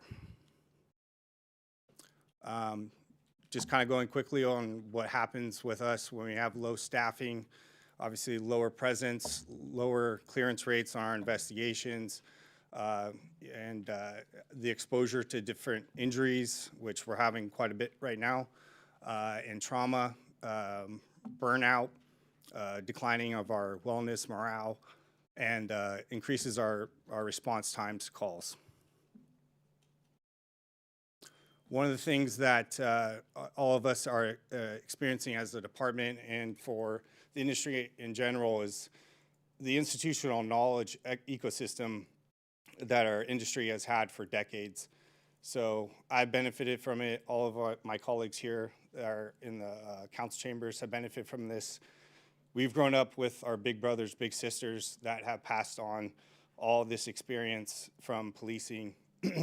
But due to that 2020, we lost a lot of our veteran officers. So there's a huge influx of new officers that are working, trying to learn the job. And policing, as you get older, you kind of come out of the academy, you learn that it's a lot of black and white. But as you progress in your career, you start learning that it's more of an art, really, than a science. And so that's what we're struggling with. A lot of agencies are struggling with this lack of veteran officers that are there to continue that process. That whole ecosystem has kind of been thrown off. So prior to the pandemic, these were some of the services that our department had. And due to the lack of staffing, we no longer have. And even if our chief were to bring some of these teams back, we don't have the staffing to even produce this. So we used to have a Met officer, and we used to have 2 SROs, 4 SET, and then a full detective bureau, 4 traffic officers, and 2 of our homeless officers, 1 Broadway Plaza officer. As you can see on our post-pandemic side there, this is what we currently have deployed. Quickly, just going over what did our set team do. They were our unmarked units, all proactive police enforcement, helped out a detective bureau, going out, arresting people. They could be deployed at different times of the week for whatever crime trends we were dealing with. A school resource officer, myself, and my partner, we were working around the schools, helping with community partnership, crime deterrence, that kind of stuff. Our Met officer was working with the County Behavioral Health Services, and then helping train us up and providing long-term care for people in crisis. So our current special assignment units right now, obviously they're a lot less staffed, so they're having to deal with a lot more work than they were dealing with prior to the pandemic. So what is the difficulty that the Walnut Creek Police Department's having to deal with, and the city's having to deal with when it comes to hiring and retention? It's cost of living. It's pretty obvious. Long commutes. So about half of our POA members right now live 30 miles away from the city limits. Only 5 of our officers live within the city of Walnut Creek, and only 3 of those actually own residences. The labor market is extremely competitive, and again, circling back, the public scrutiny has gotten a lot better since 2020, but it still is pretty difficult. Here's just a couple of slides just to show of different flyers out there. As you guys can see, there are cities that are close to us and cities that are not near, a little bit outside of the Bay Area, and their competitive rates are not that far behind the Bay Area. I'm gonna run out of time here, so. I produced here on for PORAC. This is a police union company that we all are part of. And then the other company I have on here is gonna be the IACP. So this just gives you guys some further data to kind of cycle through. And I'm just gonna get to my last slide and I'll end it.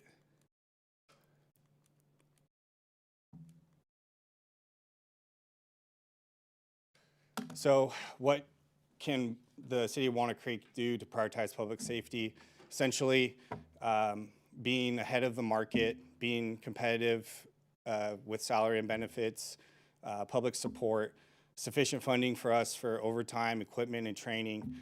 And this is like a synergistic relationship that we have for our department, for our officers, that allows us to have more specialized units, better officer wellness, robust staffing. This becomes a destination agency, not a farm agency. And then you end up having the best highly trained and experienced officers. So that's the end of my presentation. Thank you, Shane, very much. I know it's 2020. It seems like it was a long time ago now, but it's been a lifetime for all of you in law enforcement. Any questions for POA? Thank you very much for coming. I have a question. Wait. Hold on. Come back. Oh, yeah. Councilmember DeFinney. All right, Officer Blatz, thank you. Can we go back to like the very beginning slide? I just wanted to go over those numbers again because there were like people injured and there were folks who had different. To understand how you came up with those numbers again. The second slide. Yeah, right here. Okay, so total full-time, full-duty sworn police personnel, 61 out of 85. Yeah. So 85 PMA, POA. That'd be total if everyone was hired. That's including the chief all the way down. All the way down. That's full Okay. duty that are not injured, that are not trainees, that are not in the academy. Okay. So we're missing, so it's like 24, but that includes, you're taking out the full-time officer trainees, Correct. the recruits, okay. All right, thanks. I just wanted to review that again. Appreciate it. Thank you. Thank you. All right. I understand somebody else might want to come up.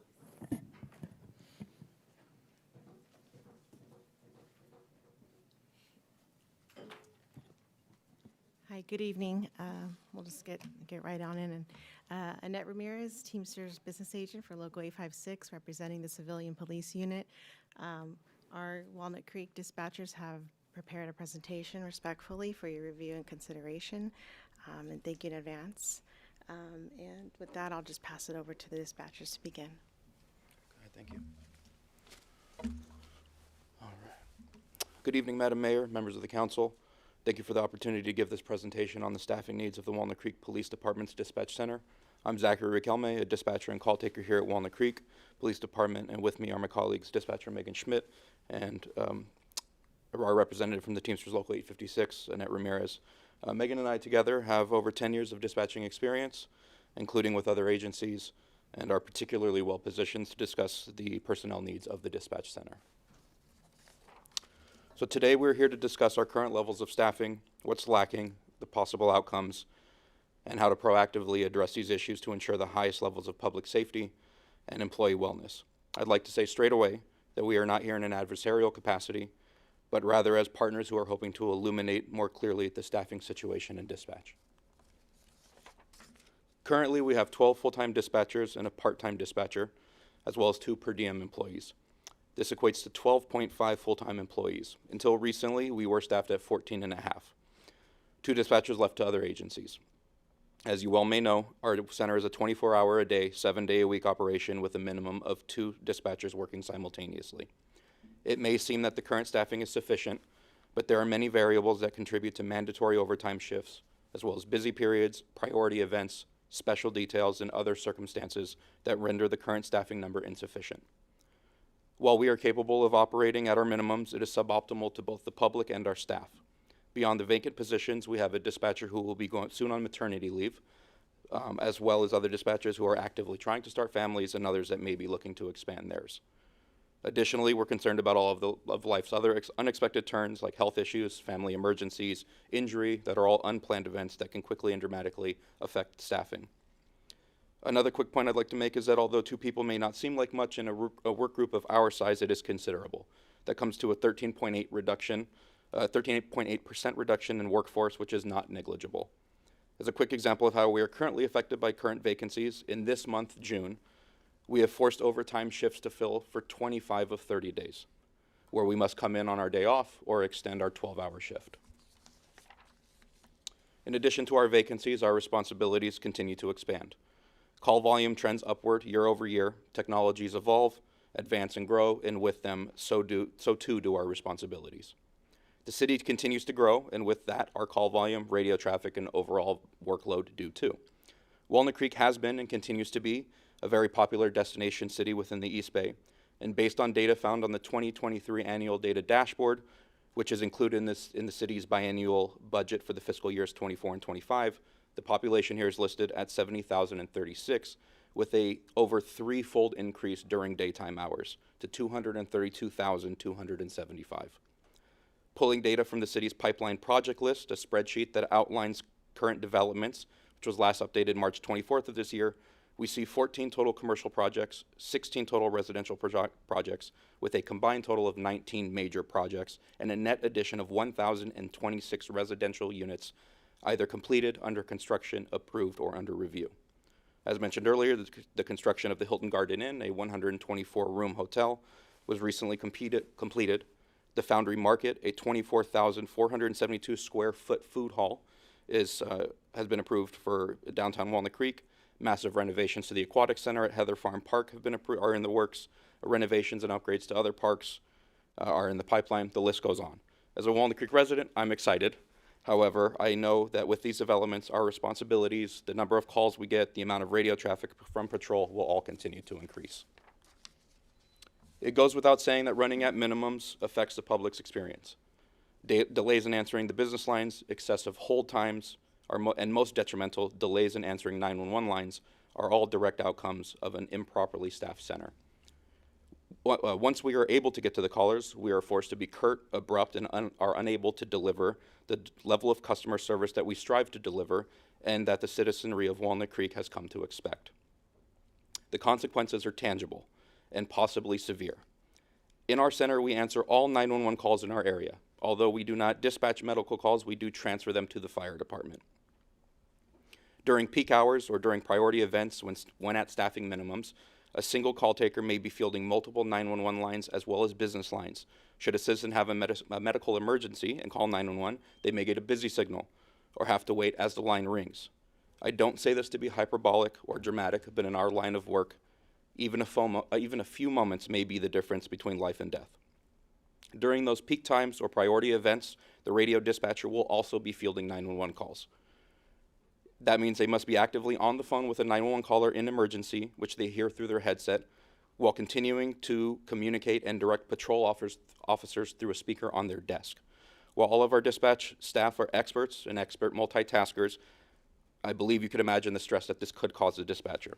I'd also like to highlight the fact that it can cause delays in response with officer communication or the dispatching of a call. In summation, we can only do so much when not properly staffed. The consequences of being improperly staffed are just as palpable to our staff members as they are to the public. As overtime piles up, so does exposure to tough calls. But it's not just the tough calls that are difficult. It's the cumulative stress. Day in, day out, 12 hours a day, we speak to people, many of whom are having their worst days. Dispatchers face many of the same mental struggles that patrol officers do, including depression, anxiety issues, PTSD, and more. Eventually, it can become too much. As exemplary as my colleagues are, at the end of the day, we are just people. All of us want to do the best job we can and provide, all of us want to do the best job we can, but if we're burnt out at the end of a long string of overtime shifts, we can't provide the service to the public or patrol that's necessary. In addition to the stresses we face, there are logistical issues. As burnout increases, we will lose more dispatchers, either looking for greener pastures at other agencies or who decide to leave the career altogether. I'm particularly familiar with this. As that happens, we struggle to hire desperately needed dispatchers. We'll hit bottlenecks in our training process. Excluding the hiring, interviews, background investigations, lie detector tests, and psychological evaluations, the in-house training process alone for a dispatcher is on average 6 months long. For entry-level candidates, the failure rate is high. Staffing issues can quickly become cyclical as a team waits for release, and it will become costly for the city. Simply, what we are looking for is to replace the positions of the 2 dispatchers who recently left. We request that our budgeted positions be adjusted to include the overhire position, bringing it to a total of 14.5 dispatchers, and that the city begin the hiring process to fill the vacant positions. We'd like to highlight that what we're asking for is what we've had for quite some time, and not a massive overhaul of our scheduling structure. Replacing the 2 dispatchers that left would allow us to re-implement the additional swing shifts that we had, and those swing shifts not only increase coverage in the room so that everyone can take proper breaks and lunches, but they serve as buffers that greatly reduce overtime when either a day shifter or a graveyarder is sick, as the swing shifters almost always volunteer to flex to the respective shifts that needs the coverage. The additional staffing directly impacts our ability to serve the public more quickly and thoroughly, and the impact to our staff wellness is a great positive as well. Lastly, being proactive about filling vacancies will keep us padded should we have any other turnover. As previously discussed, the result of recruitment inaction is tangible and severe. Increased workload causes staff burnout, decreased morale, workload reductions in the quality of service to the public, liability concerns, and increased overtime costs. In short, the safety of the public, the safety of patrol officers, and the wellness of our dispatch team is significantly reduced when the center is not staffed properly. Public safety is often lauded. It's listed frequently as a top priority to both the city's residents and visitors. Concern for public safety is always on the forefront of city budgets. It's ranked among the top reasons for the implementation of Measure O, and it is a talking point often heard in this chamber. Now, we implore you to turn rhetoric into action. We don't say that as an accusation or an insult, rather a plea. We in dispatch are committed to excellence, and every day we strive to provide the best service possible to the public and patrol. We cannot do it when not properly staffed, overworked, and burnt out. As outlined in previous slides, the safety of the public and patrol depends on timely and accurate dispatching and call taking. We absolutely understand the budgetary and economic concerns of the city. We appreciate your sound financial decisions and management that have positioned the city for continued growth and stability. However, I must stress that our work is not easily quantified. It cannot be boiled down to cells on a spreadsheet. Sure, data will show there are trends, there are busy periods, but major emergencies have happen at any moment, at any day, at any hour. Heart attacks don't wait until the dispatch center is properly staffed. Robberies, major accidents, shootings, and storms don't wait until the dispatch center is properly staffed. As employees that work in public safety, we often train and talk about disaster preparedness. What we're asking for you is to help us be properly prepared, and to be properly prepared is to be properly staffed. So today we ask that you help us continue our life-saving work with a full team of 14.5 dispatchers. Thank you. Thank you very much. And thank you for everything you guys do. I know it's one heck of a job. Questions for the dispatchers? All right, thank you very much. Thank you. Here's the slide advancer. Any other public comment in the room? Will the slides from the last two presentations be available for our I was review? going to cover that Yeah? in Okay. my closeout here. No additional comments. We'll go ahead and close the public hearing. I would ask, I know that it would be useful for folks to get the full presentation from both of us. So if you could circulate that to the council, that would be great. And I'll turn it back here for discussion, deliberation, and a motion.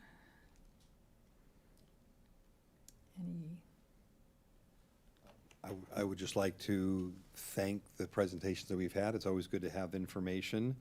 And I would just make a motion that we've received this and we've got the presentation on the job vacancies, recruitment and retention efforts for the fiscal year 2025 pursuant to Government Code Section 3502.3.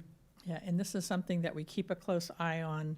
It's something that is important to all of us because it is important to our city. So we really appreciate the information. And with that, I will second the motion. I too appreciate the presentations we received. I look forward to getting the PowerPoints and perhaps also some supplemental information from staff about the FTE positions in dispatch. The numbers didn't seem to match up with what we had on our slide, so just more information about that, the overtime policy and there was a reference to forced overtime. I want to understand a little bit more about that and kind of how we capture injuries. What's a normal injury rate? I assume that's not captured in the vacancy rate, but just kind of what's the normal in police and other units. So just a few follow-up informational items. All right, and with that, is there anything else? Roll call vote? Mayor Pro Tem Wilk. Aye. Mayor Darling. Aye. Councilmember Devaney. Aye. Councilmember Francois. Aye. Councilmember Silva. Aye. All right, thank you. That was a whole lot of information. I do look forward to seeing the PowerPoints on that one. Next on the agenda is a consideration titled Adopt the Resolutions Approving the Assessment Report and Intention to Levy Assessments for FY26 and setting a public hearing for June 17th, 2025. And I invite the staff forward to provide the presentation. Good evening, Mayor Darling, Pro Tem Wilk, and members of City Council. I'm Mike Neiman, your Economic Development Manager. And this item in front of you today is the resolution approving the assessment report and intention to levy assessments for next fiscal year and setting a public hearing for the next council meeting. I'm excited to bring this item forward because tourism is a huge part of economic development. As you know, every community wants to promote tourism and vies for tourism dollars. It's very competitive. The reason for that is because tourism creates fiscal benefits. There is a lot of revenue that's being generated, and we'll cover this in today's presentation. And there's not a lot of cost to having tourists and visitors in town. So there's a number of benefits. So the city of Walnut Creek originally established a business district called the Tourism Business Improvement District, known as TBID, in 2010. And it's one of several business improvement districts that we have in the city. It's the only one that's tourism-based. It's managed by the Walnut Creek Chamber, which created a Visit Walnut Creek arm, which is known as the Destination Marketing Organization that will be covered in the presentation. There are currently 8 hotels that are within the bid, and as you heard earlier, the newest addition is Hilton Garden Inn that just opened. Last year there was 7, and it's funded through the TOT, Transient Occupancy Tax dollars, which is a tax that's levied on room stays, which visitors pay when they visit, and 3%, which is a portion of that, goes to fund our district, and the rest goes to the general fund. Every year this is brought forward as an annual update, and this is the presentation you'll hear tonight as part of the 2-step process. And then the next meeting is going to be a public hearing where hotels have the opportunity to voice if they have any concerns, but there is no rate change this year, so it's the same rate going forward. And with this, I would like to invite Nicole Hinkton, who is the Executive Vice President with the Walnut Creek Business Bureau.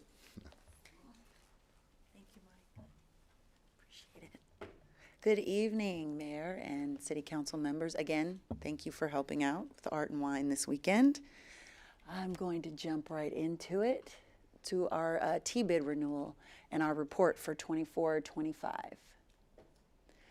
Here are all of our T-bid participants. Just a little note, Super 8 was Motel 6, was Park Inn by Radisson for very briefly, and now they are Super 8 by Wyndham. Just in case people were wondering what's going on with the sign changes there. Our total guest room inventory is 1,311. So what I'm going to do now is talk about things that we're going to move forward with for 25-26, and then we'll get into some other items. Our partnerships and memberships, Ultimate Fieldhouse, Helms Briscoe.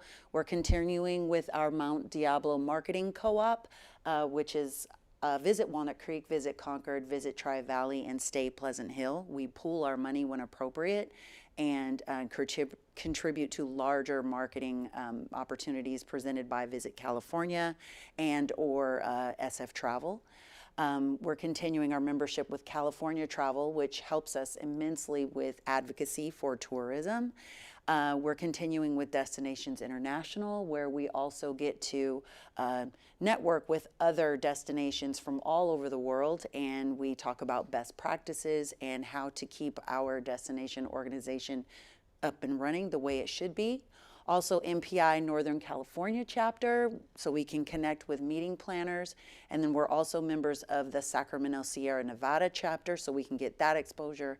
And also Cal SAE, who recently this year is changing their name to Associations West, so we can get in front of that association market. Continuing our partnerships, we just got a new partnership that started with COPA. We're very excited about that. It gives us great exposure for soccer tournaments and futsal tournaments. Again, with Ultimate Fieldhouse. Of course, our partnership with Walnut Creek Chamber, specifically for the East Bay Women's Conference Art and Wine Festival, which we did a very fun, cool hotel shuttle this year. I don't know if any of you noticed it, but it was a big hit. And then also with booking incentives. I'll get into that a little bit later because we have a new platform where we were offering Art and Wine tickets if they booked hotel rooms. So I'll get into that a little bit. And then we're also continuing our partnership with the Walnut Creek Downtown, Oktoberfest, Walnut Creek on Ice, and Uncorked. And then also we are partnering with Broadway Plaza, the summer concert series. We invite planners out to treat them to have a great evening in Walnut Creek. The Art and Wine Hotel Shuttle. So we partnered with the Livermore Valley Wine Trolley to bring out 2 very beautiful white trolleys that they have, and we did 2 separate routes, 2 trolleys that went around to all of the hotels. We got a total of about 67 riders. That's a total for both days, and we think that's pretty good for the first year. We had more folks on the Renaissance and Embassy Suites side, and we think that's because those apartment buildings that are near those hotels, we believe that the residents figured out that that trolley was going to Art and Wine, so they jumped on, and we're happy about that. We also did a stay and play, so we promoted the trolley about the stay and play, and if they booked a hotel room for more than one night, they would receive 2 glasses and 2 drink tickets.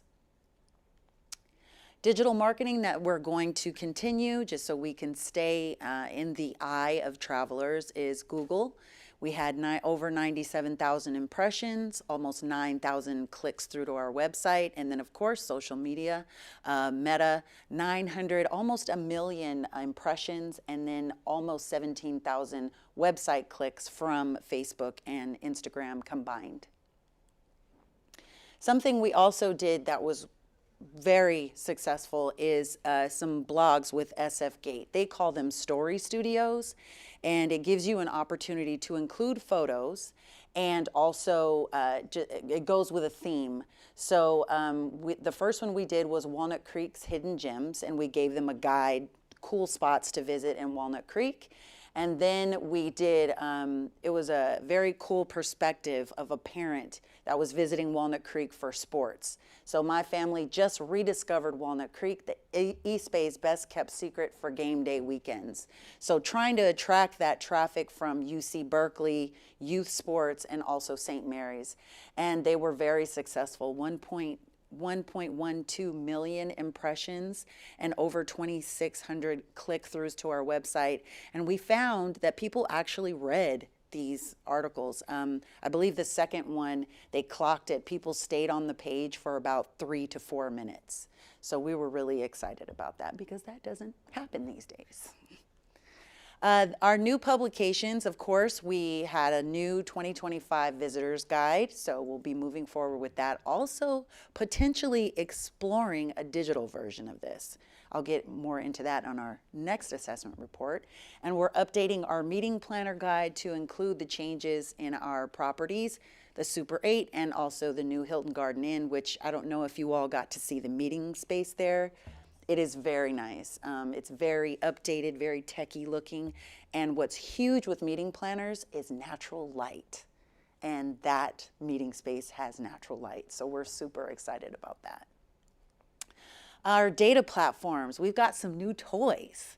So Arrivalist is a local intelligence program that tracks market trends and visitors' behavior, and visitor spend data we'll be having soon. So for example, we just tracked a basketball tournament that happened at Ultimate Fieldhouse. Just picked a weekend and tracked that basketball tournament, and we were able to see how many people stayed, how many people visited Walnut Creek, what states they came from, how far they came, how many nights they stayed. Very valuable information for us. And then we also kicked off Ripe, which is a direct booking engine that is on the Visit Walnut Creek website, and we can offer deals. So that's the best part is, for example, we're kicking around for holiday. If you book one or more nights or maybe 2 nights, you get a $50 Lyft credit. And the cool thing about that is Ripe will fulfill it for us. We don't have to worry about anything. When people book the room, it goes right to the hotel's system. We don't have to worry about processing payment or anything like that. But the cool thing is we get to track how many people booked our hotels after they Visit Walnut Creek's website. We're also working with Noland, which gives our sales manager meetings market intelligence. So he can go on there and see which meetings were booked in our comp set. And he can look and see who those planners are, how many people there were. So we can pull those meetings that were a good size for us, and he can go after those meeting planners. So those are some of our new toys. Arrivalist example. So this was the Bay Area Spring Classic. It was May 3rd and 4th. It was an average 1-night stay, but right behind that was 3 nights, and then we still got some 4+ nights. We get the trip volume, which is the day of the week pattern that they stayed, And then we also get the average of nights, the destination by month. So that was the average in May. And then, as you can see, the majority of the overnight guests came from different places in California, but then Pennsylvania and Ohio were in there too. And obviously the folks from Ohio stayed the longest. So we can pull all of that from Arrivalist. So we set up points of interest in Arrivalist, and they track them by their phones. We will actually have data for the Art and Wine Festival that just occurred, but we have to wait 2 weeks, because what Arrivalist does is they don't only track the data from when they visit us, but they also wait until they get home. So we can't track the device until it goes home. If that... Sorry for breaking up. I'm getting No. intrigued. So I'm in from out of town. I came in from Napa to come to the Art and Wine Festival. Right. And there's something, when I get to the Art and Wine Festival, something will ping that it knows that We will pick up your device, yes. pick up my device, and You will creep him out. Yes. kind of you're monitoring kind of where I'm headed there, Correct. and if I'm headed to a hotel in Walnut Creek or. If you're in Walnut Creek for more than 2 hours, we will track. Okay. Yes. Well, Arrivalist will. Yeah. It's all very innocent. It's all for data purposes.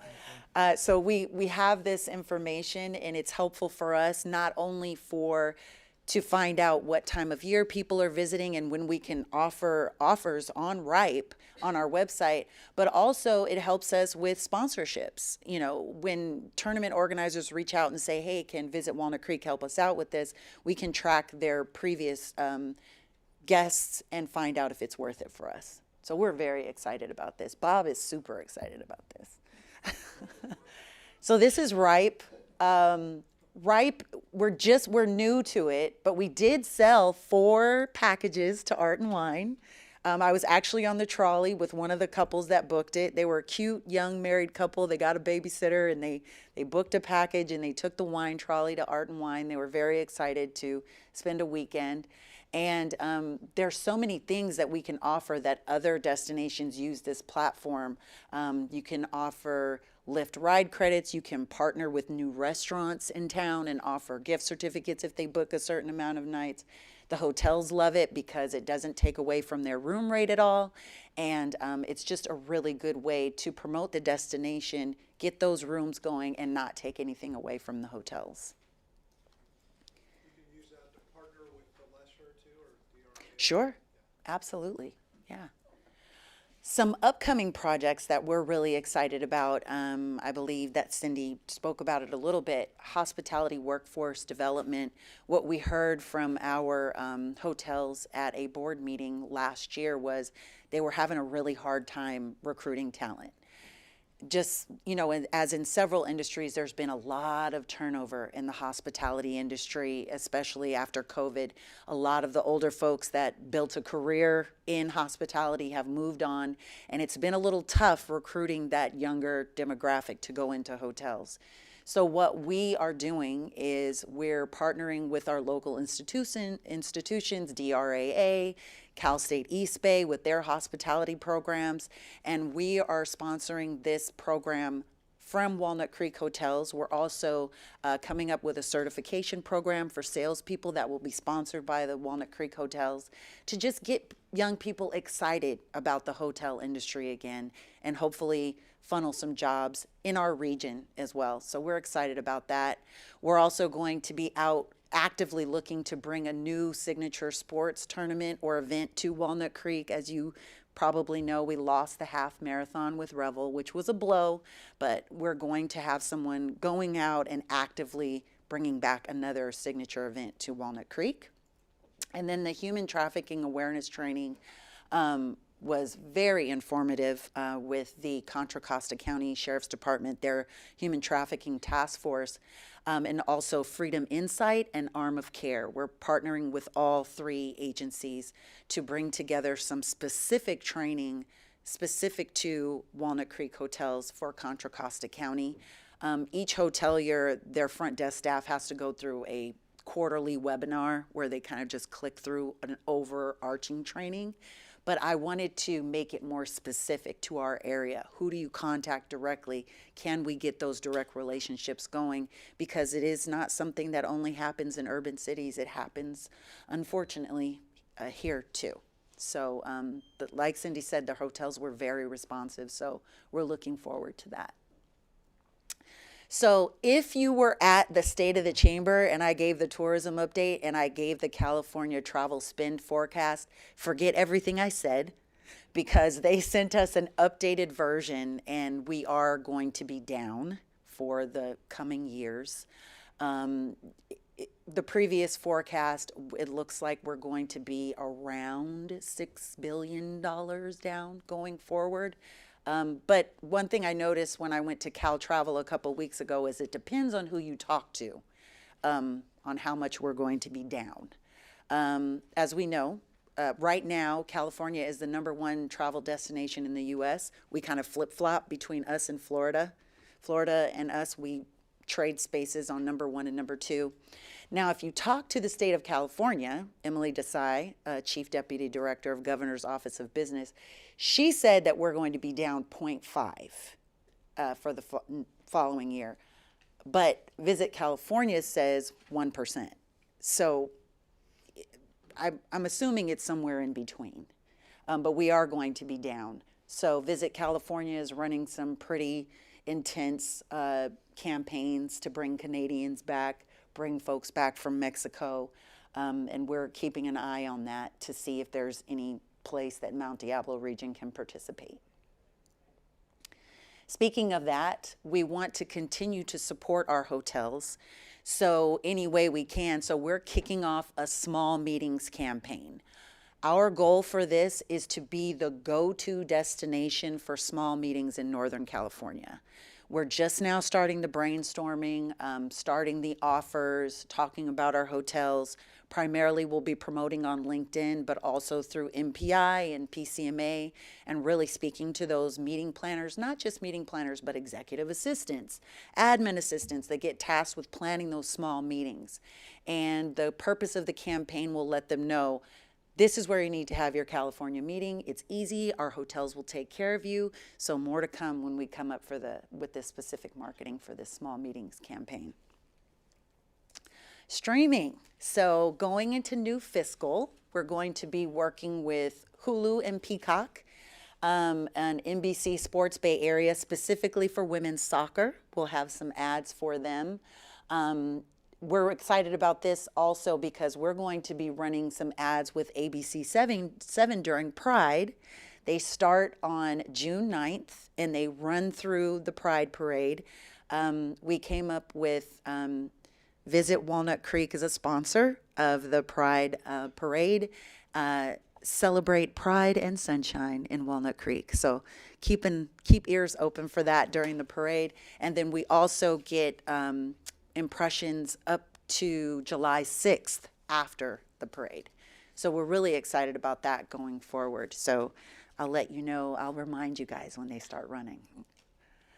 We are looking to stimulate business for the hotels. As usual, we offer the hotels a new business incentive. Each hotel is offered a certain amount of money depending on their percentage of the total rooms inventory in Walnut Creek. And they can, if they come across a meeting planner that is trying to decide between Walnut Creek and another destination, they can offer an incentive. Hey, we'll give you $2,500 towards your food and beverage bill. We'll give you $3,000 towards your total master bill. So the hotels have been offering that. The only caveat is the planner cannot be considering another Walnut Creek hotel. If they're considering a Walnut Creek hotel, then the hotels cannot use it because obviously we don't want to cannibalize our business. We're looking towards something for booking your banquet this summer. The hotels are looking for more banquets. This is no rooms, just a social event. If we get a referral on an event from $3,000 to $6,000, we're offering a $250 Visa gift card. If you refer a catered event for $6,000 plus, you get a $600 gift card. The contract must be signed by July 31st, 2025. So we're doing whatever we can to incentivize business and help the hotels through this expectedly hard time. We're also going to be venturing into some public relations, which we haven't done in the past. Bloggers, we're going to partner with some influencers. We're going to be doing some media tours. Speaking of which, we've started conversations with COPA, having some sports media do media tour at COPA for World Cup. So we're just starting talks about that probably in the coming weeks. We're trying to get something on the books for next week. So it's really exciting because we haven't done this before. That's it for me. Any questions? I'm exhausted. I know. Me too. Questions for Nicole? The only question I actually had was something you brought up regarding the 67 people that were in the shuttles that were coming from downtown. I'm just curious in relation to how many used the buses last year for Heather Farm coming from Shadelands? So I'm not sure of that number for BART because we did a separate trolley for the hotels only. I see. Okay. Yeah, so we didn't have a hotel trolley last year. This was our first year doing it. I see. Okay. Yeah. All right. Yeah. Thanks. Mm-hmm. Thank you. Any other questions?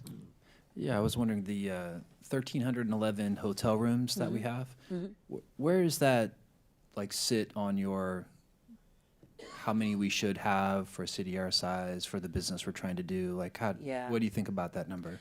You know, we are right-sized for a city that does not have a conference center. So we're right-sized. I mean, if it was up to me, we'd have another boutique hotel, but we are right-sized for our destination size. Now, if we had a conference center, we would definitely need more rooms.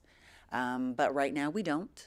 We have So plans for a conference center or thoughts of how we might recruit a conference center? Or yeah, public-private? yeah, yeah. That is a long conversation. It is a long conversation. Going back a decade or more. It's expensive, especially now. Yeah, it's a long conversation, but I appreciate you bringing it up because it's something that would benefit us greatly. People want to come to Walnut Creek, meeting planners do. Well, especially with that goal of being the #1 destination for small. Yeah, and we know who we are, right? So that's why we're promoting small meetings from 50 to 100. We know what our space is, so we're really going to aggressively go after that space. Yeah. Thanks. Thanks, Nim. Sorry. One more. I didn't get to see the meeting space at Hilton Garden Inn. Is that accommodates 50 to 100? It accommodates 100 people, yes. Mm-hmm. Where, is it on the ground floor or where? It is. So when you if you kept walking past the bar, it's in the back. I didn't and get it's past the bar. Yeah, and it's a lot. It's windows all the way around, which I know I've said that before, but more and more meeting planners are specifically asking for natural light. Okay. So yeah, it's check it out the next yeah. time. Please do. It's a great space. Thank you. Yeah. Yeah, the discussion about what is a small meeting, it was interesting because some of the hotels, small as 50 and some it's 150. It's, Yeah. you know, Yeah. Technically, it's like anything under 200, but we think our sweet spot is like 50 to 100. Yeah. Yeah. Yeah. All right. Well, thank you very much for your presentation and for everything that you guys do. Absolutely. Bob Thank looks like you. he has something he has. Sure. I resist coming to the podium after Nicole did such a great job. I don't want to turn a 5-0 into a 2-3. But to the question about conference center, one of the things that we believe is that since we don't have a typical convention center, that the Lesher Center has the potential. And when we moved the women's conference from San Ramon, which was in a conference room, or I should say, a major conference room, we had to change the focus of the event in order to accommodate. But it was much more exciting for speakers. They felt they were getting a greater participation. And so the Lesher is, in our view, our equation for that, right? And the good thing about it is we actually have some ideas on, as Nicole mentioned, bringing additional meetings to Walnut Creek, notwithstanding statewide associations in particular qualify for that small meeting space. So not to supplant what she said, but to add some to that question. And it looks like you've sparked the interest on Councilmember Silva's part. Well, I remember in February of 2022, when I was president of the League of California Cities, our board meeting was held at the Lesher Center, and the entire board, which is 57 people, sat on the stage. So they know how to do it. And they spent 2 nights here as well. Some of them spent 3 nights. Some of them went to the Lesher Center headliner series on the Friday night. So it was, Right. people were very excited to come to Walnut Creek. Thanks for the opportunity.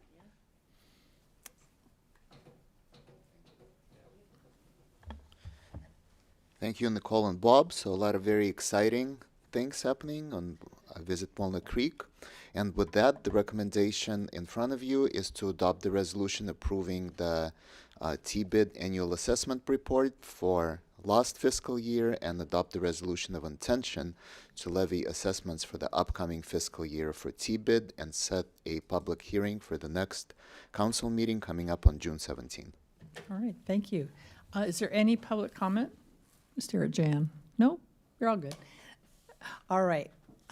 With that, we will close the public hearing and bring it back up here. Based on the amount of, other than enthusiasm for all the work that you do, does anybody want to make a motion to do this? I will do it. Move to adopt a resolution approving Walnut Creek Tourism Business Improvement District annual assessment report for fiscal year 24-25, and adopt the resolution of intention to levy assessments for fiscal year 2026 for the TBID and set a public hearing for June 17th, 2025. Second. All right, roll call. Mayor Pro Tem Wilk. Aye. Councilmember DeVinny. Aye. Councilmember Francois. Aye. Councilmember Silva. Aye. Mayor Darling. Aye. There you go. We're in business. And I'm going to thank you for everything that you did. I'm going to call for another 5-minute break. I just got to get up and stretch my back.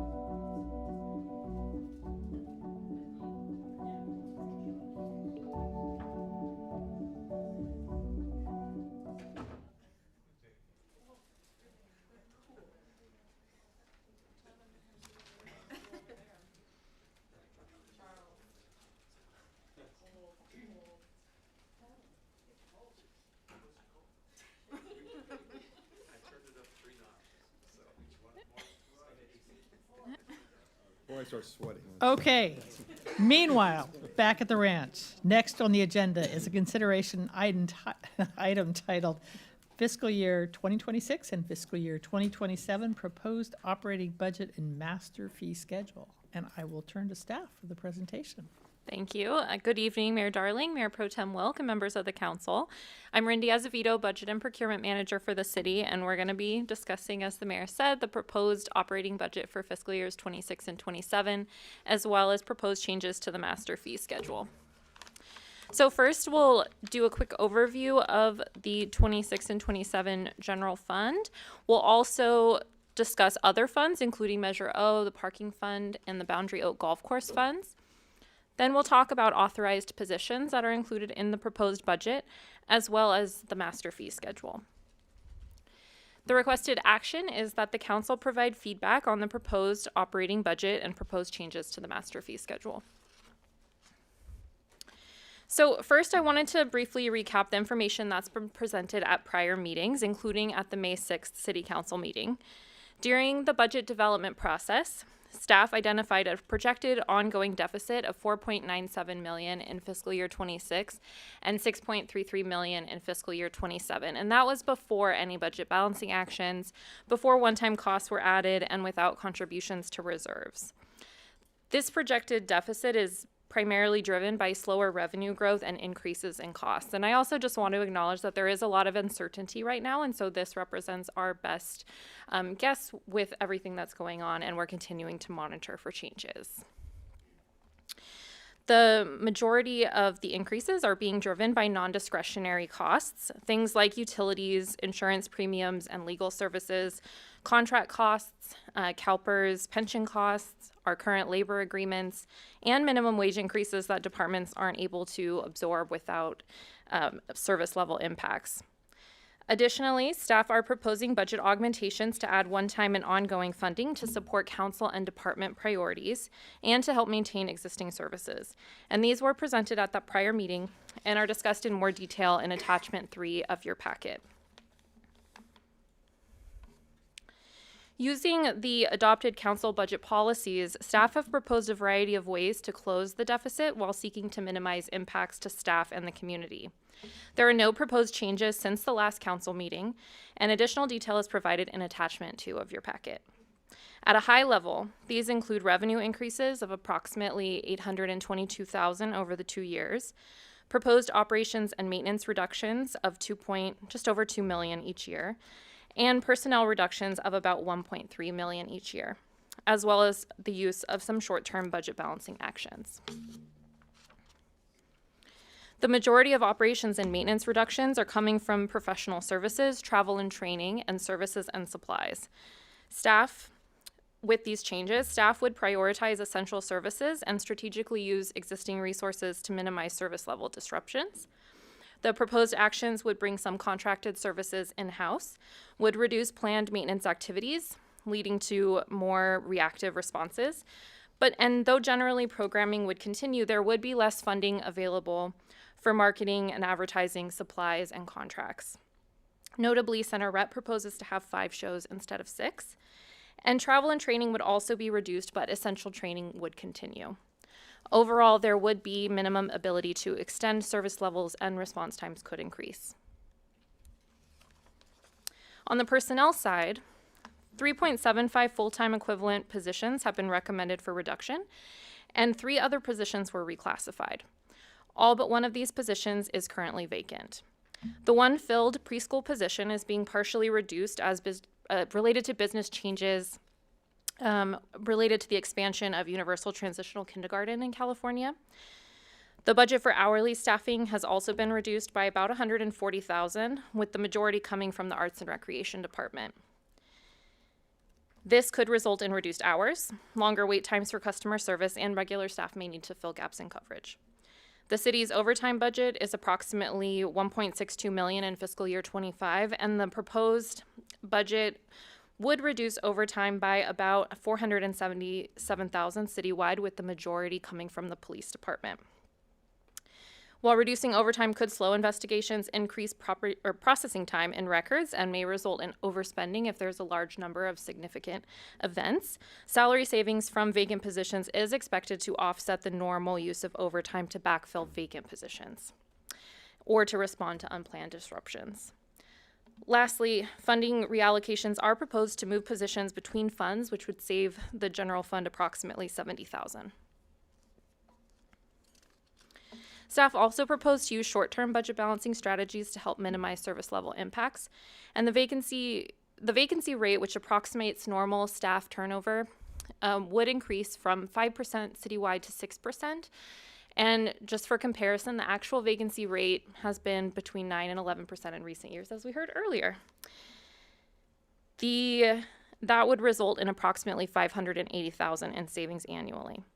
Staff is also proposing to use the $1 million of the pension resources in fiscal year 26 and $2 million in fiscal year 27 to help offset CalPERS UAL cost increases. But I just wanted to say it's not all bad news. Despite the challenges, the budget proposal prioritizes new and enhanced funding requests that help address recently adopted council priorities, sustain core programs that support our community, and also address regulatory mandates. And so a few of the highlights, and these are like new additions, include a general plan update. So approximately $3.5 million is allocated to support a multi-year community-based effort to update the general plan, which is one of the City Council's identified priorities, including the addition of a limited duration assistant planner to support the work. And this is across all funds, I should say. In Development Services, which is the cross-departmental team that coordinates the city's response to projects and development, the proposed budget includes funding and positions to identify potential improvements to the city's development review process, support permit streamlining improvements and process improvements, and to develop technological enhancements. A new senior plan check engineer position to serve as the team lead for the plan check engineer team is also added, with a focus on high-profile complex projects. In public safety, another council priority, the budget includes added funding for body worn cameras, public safety software services, and the higher cost for the East Bay Regional Communication System, or EBRICS, which standardizes public safety communication. And then there's also $250,000 that would be allocated to the Clark Pool and Pool House Repurposing Master Plan in the Capital Fund, and that is to help determine the future of the location. Regarding housing and homelessness, the proposed budget includes additional support for the core homeless services program, and also includes extension of limited duration position that supports the city's housing program. One-time funding is included to conduct a community survey to gather feedback from residents and to support the city in meeting new DOJ requirements requiring accessibility to local government websites and mobile apps. Funding was also increased to support price increases for essential community services, including library hours, election costs, and animal services. And a part-time office assistant, one position in general government, would increase to full-time to support public records requests and contract administration. And that's, of course, in addition to everything else that our city budget funds, which helps make Walnut Creek such a wonderful place to live. Any questions there? And if you have any questions during, please feel free to interrupt me as well if you prefer. Anybody have any questions on the first part? Thanks. Go ahead. Okay. Keep going, Randy. All right, so we're going to jump into the numbers. So no changes to revenue have been proposed since the May 6th City Council meeting. After including projected revenue growth, proposed fee increases, and transfers in from reserves, general fund revenues would be $107.36 million in fiscal year 26 and $111.15 million in fiscal year 27. Excluding the budgeted use of reserves, this represents modest increases of approximately 2 to just under 4%. Nearly 3/4 of the city's revenues are general revenues, which include property tax, sales tax, and transient occupancy tax. General revenues are projected to grow modestly over the next 2-year budget cycle. And department revenues, which include fees for services and account for about 1/4 of the city's revenues. Development activity overall has slowed in the city. However, there are several significant projects that are expected in fiscal year 26 and 27. Arts and Recreation is also expecting revenue gains from greater rental availability and increases to registrations, as well as increased ticket sales at the Leisure Center for the Arts and Center Rep performances. And I just wanted to note that transfers in, that includes transfers from other funds for staff support provided in the general fund, as well as proposed use of reserves. General fund expenditures are projected to be $106.94 million in fiscal year 26 and $110.99 million in fiscal year 27. There were a couple of proposed changes to the general fund expenditures since the May 6th City Council meeting, which include personnel reallocation and an adjustment to the transfer out to the open space fund. So during the pandemic, portions of a landscape maintenance worker and a senior park maintenance worker were moved to the tree replacement fund. And this fund collects tree removal mitigation fees, development fees to support tree replacement in the city. After further analysis of the fiscal year 25 projected revenues, the fund is not expected to be able to support the cumulative 1 FTE over the full budget cycle in the next 2 years. And so staff proposed to reallocate the positions to the general fund beginning in fiscal year 27, which adds approximately $133,000. Additionally, the open space fund is supported by R8 property tax revenue, and the general fund contributes the difference required to balance the fund. Staff have received updated projections from the city's property tax consultant, which have lowered the need for general fund support. Accordingly, the transfer out for projected general fund support has been reduced by $45,000 in fiscal year 26 and $40,000 in fiscal year 27. The pie chart here shows the percentage of expenditures attributable to each department. And one thing to note is that the city's larger public-facing service departments, which include Public Works, Arts and Recreation, and the Police Department, account for just under 3/4 of the department expenditures. There are 2 main categories of expenditures for city departments: operations and maintenance, which includes all non-personnel costs, ranging from office supplies and utilities to contracts for professional services, and then personnel expenses, which include the cost of salary and benefits, overtime and hourly staff, and including pension costs. The 2 charts on this page help visualize the split between personnel and operations and maintenance costs, both citywide and on a department-specific level. In total, personnel makes up about 68% of the general fund expenditures, and operations and maintenance makes up about 32%. This ratio does vary by department as a result of differing department functions and costs. So in summary, after accounting for the all proposed budget changes, including both the increases and the reductions, the expected contribution to fund balance is $415,000 in fiscal year 26 and $159,000 in fiscal year 27. Of that, only a portion of it is ongoing funding, and that ongoing portion is approximately $144,000 in fiscal year 26 and $152,000 in fiscal year 27. This does provide an opportunity for council to consider funding of other priorities, contributions to reserves, or changes to the budget balancing actions, or can be left as is to mitigate any unforeseen circumstances. Additionally, the total contribution to fund balance could be, including the one-time funding, could also reduce the use of the pension resources or other reserves.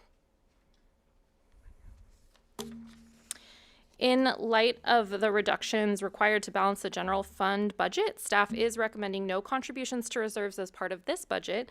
Instead, the catastrophic emergency reserve contribution could be funded using FY25 available fund balance at year end. And the chart on this screen includes those planned contributions from fiscal year 25 distributed over the 2 years. The city's fiscal emergency reserve balance exceeds policy requirements, and so no contribution is required. Also, as discussed at previous council meetings, staff is recommending use of the general fund contingency in fiscal year 26 to support the general plan update, and use of the pension resources of $3 million over the 2 years to offset increases to UAL. This is in line with council's adopted pension trust and use policy. Any questions on the general fund before I move to other funds? I just wanted to walk through, just because the pension trust, this is the first time we're using it, and we had a discussion in Finance Committee about when we laid out the policies surrounding it, the way those were laid out and what this means here. And so we said, if we use $1 million, if we are going to planning on using $1 million, we don't prepay that at the beginning of the year. We hold off on it till the end of the year. And then if we have a significant unallocated fund balance in the general fund, we could reduce the actual amount we're taking out of the pension reserve by that fund amount. And that's the way the policy is written right now. We will obviously have the discretion to do that when we get to the end of the year fund balance. But that was the way that when we did the pension reserve, you keep from siphoning money out of the pension reserve into the general fund. Yes, yeah. So as it's projected here, so we have the two, we have the PERS liability reserve account, and we also have the pension trust. This would propose to use the PERS liability first if needed, and then the pension trust. And as you said, we would not make that withdraw until it was clear that we needed to do so to allow it to continue to gather interest. Okay, thank you. Councilmember Silva. So I did have a couple questions, might as well, as long as you're on Sure. the slide. So the general plan update is projected to cost $3.5 million. It seems to be coming, that $3.5 million seems to be coming from multiple sources, all of which have the word general in them, and so yes, I had to really stare at this. So the general fund contingency is not the reserve account for the general plan update. Correct. So there's the general plan update fund, which has a fund balance, which we are proposing to use, as well as the revenue that's generated in that account. And then this general fund contingency is a separate reserve. So it's two separate funds, and the general plan account is almost like the housing account. It's a separate account with a separate yes, it's a ID number. It's a attached to separate it. fund that accumulates developer fees that are related to the general plan update. Okay. My second question, so thank you for the clarification. My second question is the catastrophic emergency. What would we be, what's the formula that we use to fill the catastrophic emergency, and what would we be required to do if we were a little more flush with cash? And so how much are we going to be looking toward the unfunded, unallocated fund balance at the end of the fiscal year? How much are we looking to augment the catastrophic emergency account with? Sure. So over the 2 years, it's about 829,000. So 423,000 in fiscal year 26 and 404,000 in fiscal year 27. Oh, okay, actually, it's right there.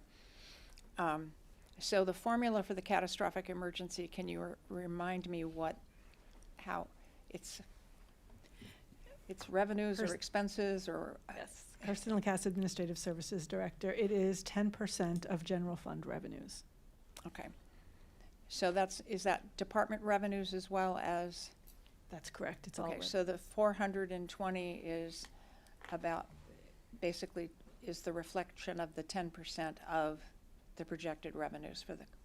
That actually is reflective of the 10% change. And so it's really what, the 10% is what the total of funding amount needs to be. So this It's would to be bring it up to incremental the. change. Okay. And the PERS liability reserve account, it's kind of a holdover. We put everything into the pension trust except for there was a straggler 1.9 something million so now we will no longer have a PERS liability reserve account after the use of this over the 2 years. Correct. If we do end up needing to use it, that's correct. Okay, thank you. Any more questions at this point? Okay. Onward. Other funds. Other funds. So on November 8th, 2022, Walnut Creek voters passed Measure O, the 10-year half-cent transaction and use tax, to provide funding to maintain and enhance City of Walnut Creek services and facilities. And since the May 6th City Council meeting, staff is proposing to remove the budgeted vacancy savings from Measure O fund, which would increase budgeted personnel costs by approximately $80,000 each year. And this is because as 8 of the 9 positions in the fund are currently filled, the city is not expected to realize the budgeted vacancy savings. And additionally, this change would provide a more conservative estimate for the projected contribution to fund balance at year end, and just kind of given the uncertainty. With this change, the projected contribution to fund balance is approximately $470,000 in fiscal year 26 and $920,000 in fiscal year 27. As of June 30, 2027, staff is projecting a fund balance in Measure O of $4.56 million. And this assumes that the reserves for the new aquatic and community center at Heather Farm will be fully spent on the project by the end of fiscal year 27, which that's cumulatively $36 million that would have accumulated by the end of fiscal year 27. The estimated June 30th, 2025 balance is based on the third quarter projected results, and no changes have been proposed since the May 6th, 2025 City Council meeting. The Downtown Parking and Enhancement Fund supports parking operations and downtown enhancements, and no significant changes are proposed in fiscal years 26 and 27 when compared with 25, and no changes are proposed since the City Council meeting. 2 PSOs would remain frozen, and the fund would send $350,000 each year to the capital fund to support parking garage improvements and repairs. The projected contribution to fund balance would be $379,000 in fiscal year 26 and $209,000 in fiscal year 27.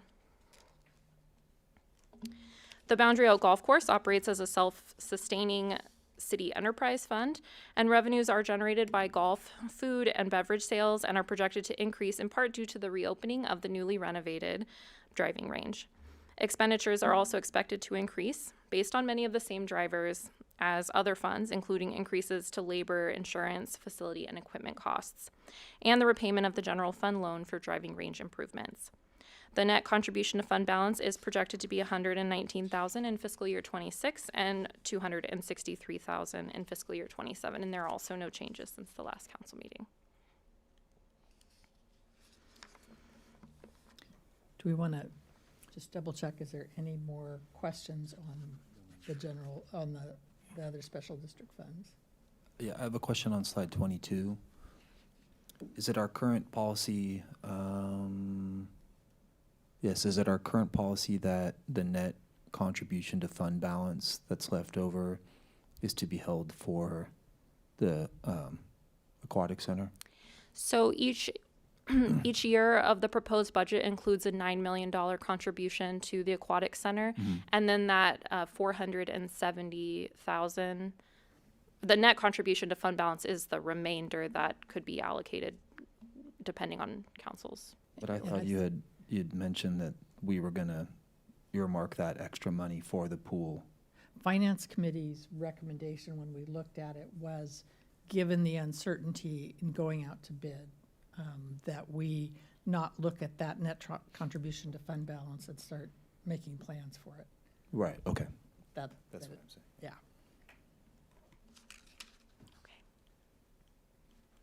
So actually, I had a question on the next slide after that. Right there. Okay, so there's the 21 million on fund balance reserves and unallocated reserves as of the end of this month projected. Yes. And then there's 9 and 9, so that's a total of 36 million actively accounted for in the Aquatic and Community Center, and then another 4.5 million just in case, or just in case. Yes. The assumption, just so we're not, what this doesn't show is that we continue to have a debt service that will start to incur in order to pay what it really costs to, we're borrowing the money to pay for the construction costs, and then the 9 million will start being used for the debt service. That's correct, yes. So the intent was to put the 9 million aside in reserve until we went out for financing, so that would help us with cash flow in the beginning of the project. And then that 9 million would be set aside and used to pay the debt service once we've gone out. So if we run this out for the full 10 years, there's a second line item that hasn't actually been added to this chart, which is the debt service. Correct. Which is, okay, thank you. Councilmember Francois? So this, on this slide then, is all 36 million coming from Measure O, or is some of that coming from the facilities reserve? That 36 million is from Measure O. There was a separate, reserve that we have been using to fund planning. There is a facilities reserve in the general fund, which has, I believe, go ahead. I was going to say the balance is approximately, I believe it's 13 million. However, there was money that was taken from the facilities reserve previously and put toward the larger project. And I believe that was about 7 million that we used from the facilities reserve toward the Heather Farm project. So what design services, It would be part of phase 1. all of that work that's being done, okay. Okay, I think we're good. FTE time. Yes. Okay, so this, the table on this slide includes FTE changes across all funds in the city. The 3.75 regular FTE positions were reduced, which we discussed at prior meetings, and the detail of which is also included in attachment 2 in your packet. One limited duration position also expires on June 30th of 2025. And additionally, the proposed budget adds 2.5 regular FTE and 1 limited duration FTE. It is important to note that when proposing FTE changes, staff considered current city priorities and operational needs. And so while some positions are being reduced and some positions are being added, the recommendations were made independently to best meet the needs of the city. A full list of authorized positions by classification and department is included in attachment 6, but overall, the total FTE would be reduced by 1.25 in fiscal year 26 and 27.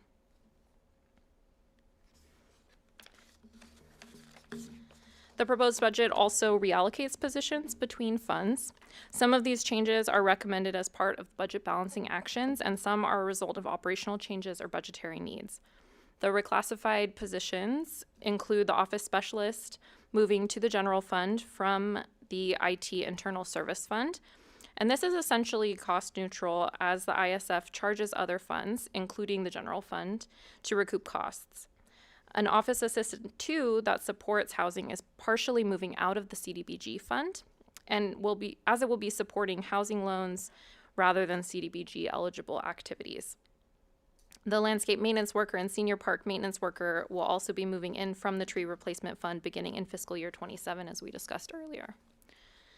Moving out of the general fund are portions of a program manager position and senior program assistant position in arts and recreation. Both of these positions support the city's public art program, and a portion of their salaries would be charged to the public art in lieu fund. Half of an assistant planner position is moving into CDBG fund for eligible program support, and 10% of a senior planner position would be allocated to the development technology fee fund to support technology improvements related to development. After accounting for these reallocations, of the 386 total authorized FTE, 332.05 of them would be in the general fund, 9 in Measure O, 22.2 in the parking fund, and 22.75 across other funds. Any questions about FTE? Yeah, just going back one So all of those movements, I feel like there's a chessboard out here, and there's just a lot of reclassification. If you go back one more, those are the numbers that are all of that movement is reflected in here, as well as. That is correct. This is all FTE by department across all funds. Okay, thank you.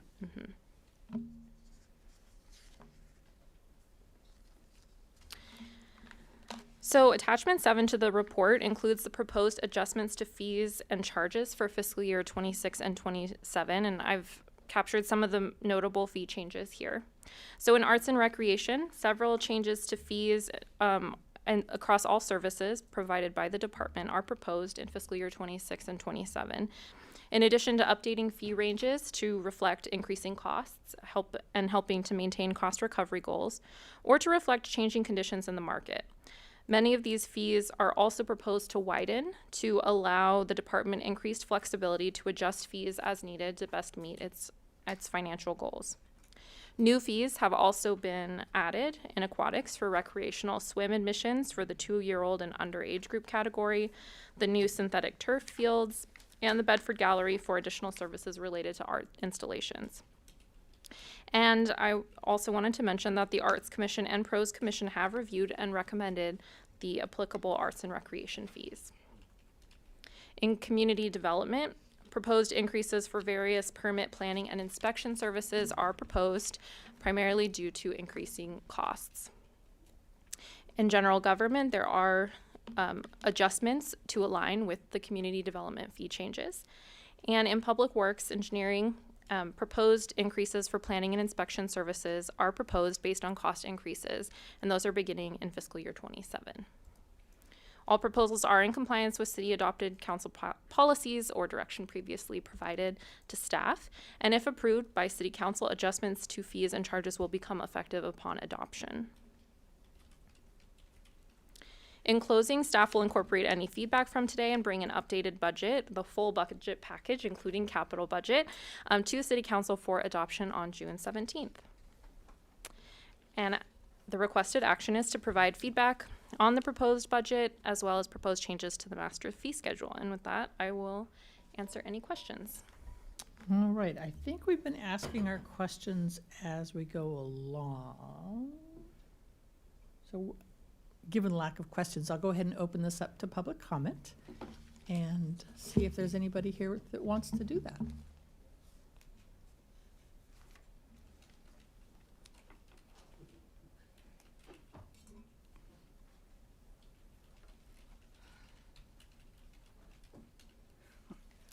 Jan Warren, Woodlands, good evening. This is really complicated, and I certainly didn't have time to look at it before I came. A little overwhelmed at the moment. Do I get this straight that for a while we were using tree replacement funds to pay some person's salary? Did I understand that correctly? We'll double check that when we call staff. Okay. And I just want to comment, it's silly, but the 2-year-old will be paying swimming fees. I don't think you're going to raise a lot, and I just think it's ridiculous. Come on, people, families got enough costs. In terms of the people we heard here this evening, the dispatch people and the police force, sounds like we're still cutting. We're not going to find any money somewhere to help, like with the dispatch people, or we're going to wait and see how we end up with the budget. We'll go ahead and I'll ask yeah. your question of the staff. Yeah, okay. All right, thanks. Anybody else?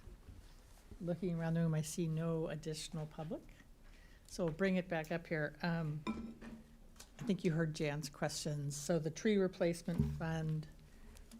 Yeah, so we had been doing that and we're going to stop doing that. We had been funding parts of 2 positions and who were doing work related to tree replacement in the city. Okay.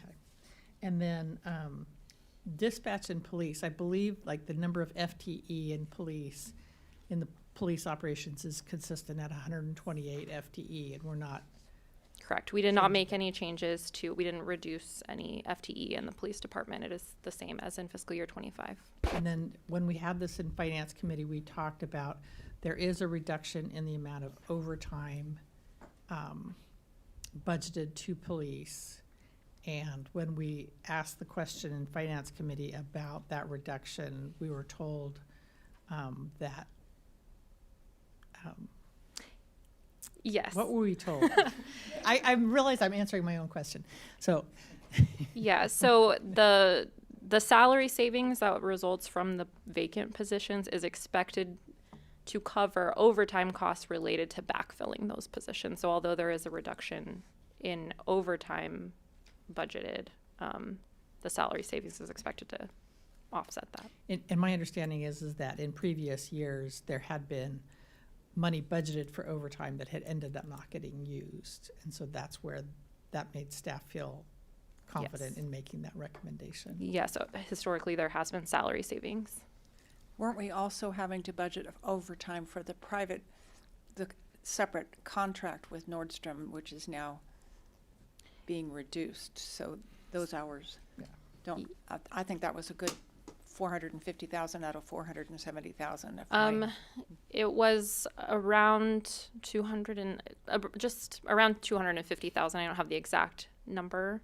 But that is also being reduced, the overtime budget, and that has a corresponding revenue reduction as well. Okay. Any other questions? Can I ask a question about the swim fees? Because I didn't read it that 2-year-olds were suddenly going to be charged. It was that they were being charged at a higher rate with the 3 to 5-year-olds. That's the way I interpreted that. Good evening, Carolyn Jackson, Interim Arts and Rec Director, and you are correct. Previously, 6 and under all paid the same fee, and so this is breaking out a lower cost fee for 2 and under instead of charging the same 6 and under fee. Okay, thank you. But thanks for asking the question, Jan. Yeah. All right, any other questions? All right, this has been a lot. Thank you very much, Rindy. Now we'll turn to the council for any direction that we want to give to staff. And I know Councilmember Francois was. Yeah, first of all, I want to thank staff. There's a lot of information. And I want to thank Jan. Jan was here. Jan was here at 8:30 this morning at our housing committee, so that's quite a commitment.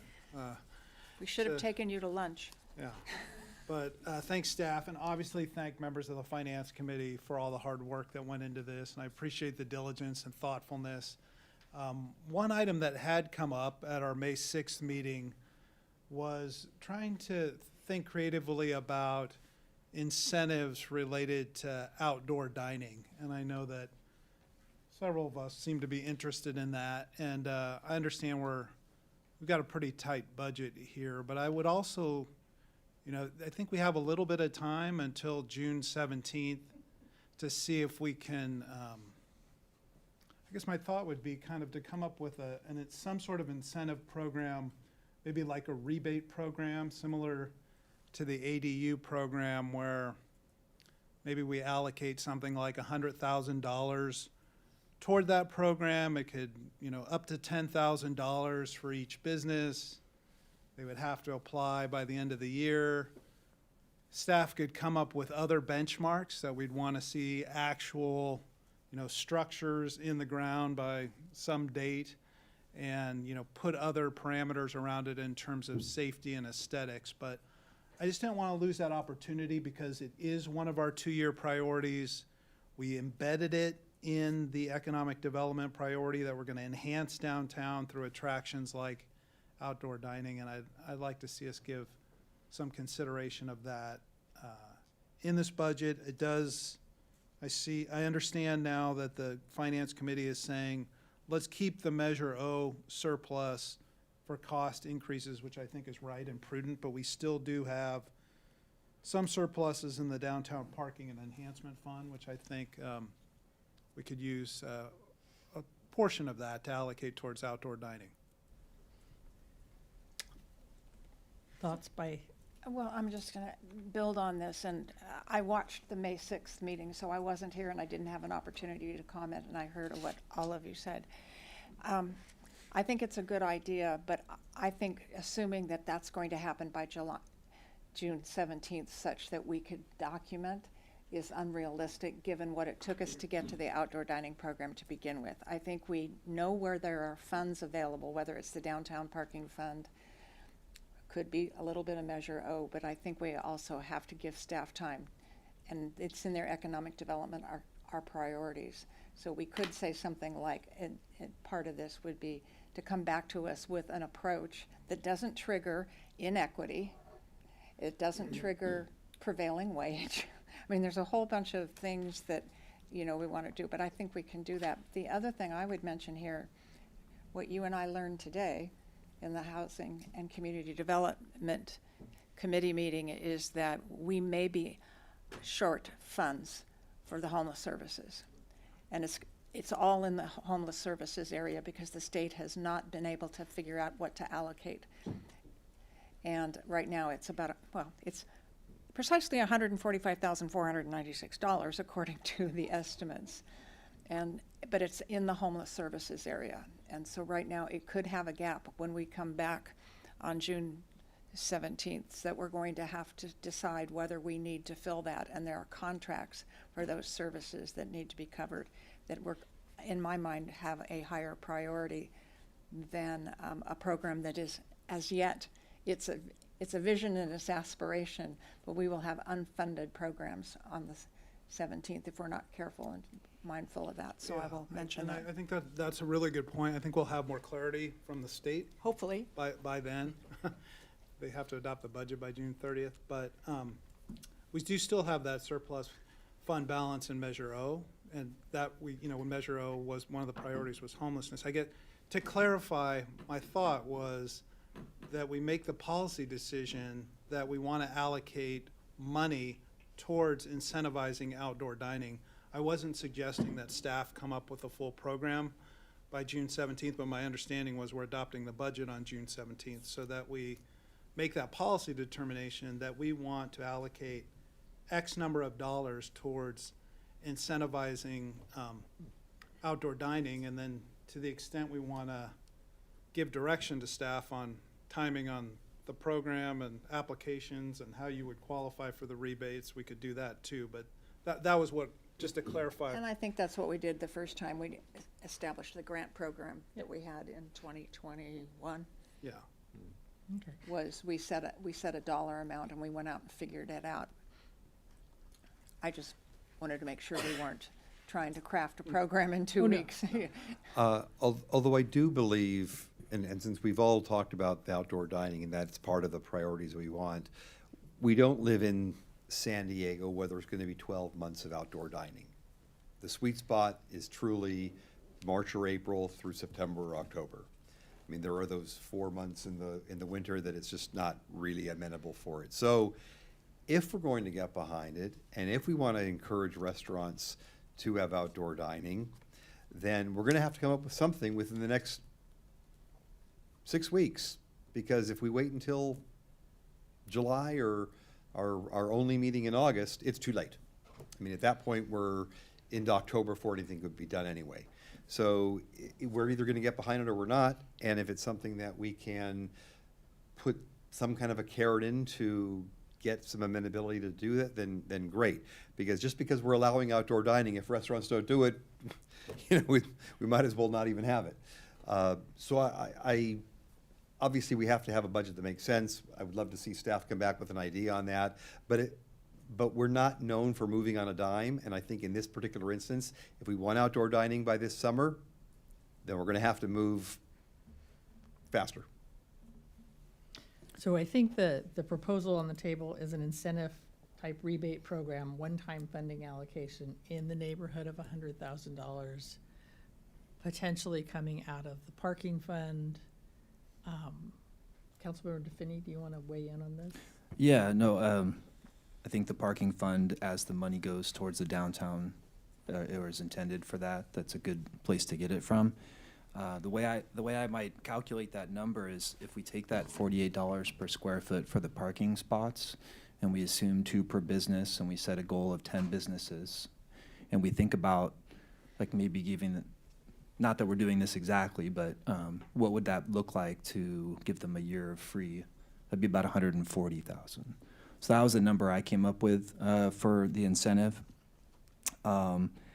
I think we don't have to determine how exactly it's going to be distributed just yet, but to Councilmember Wilk's point, I think we should at least set it aside, and Councilmember Francois' point, set it aside so that it's there and it can be, I mean, we have the program, so the businesses can use the program we have now. Now, we may wind up tweaking that in the future, but there is something that they can move on now. I agree with it needs to be built. We'll come up with a time frame in the next 4 months, 6 months, by the end of the year. I also think there's an opportunity to look at that $48 a square foot as an additional incentive.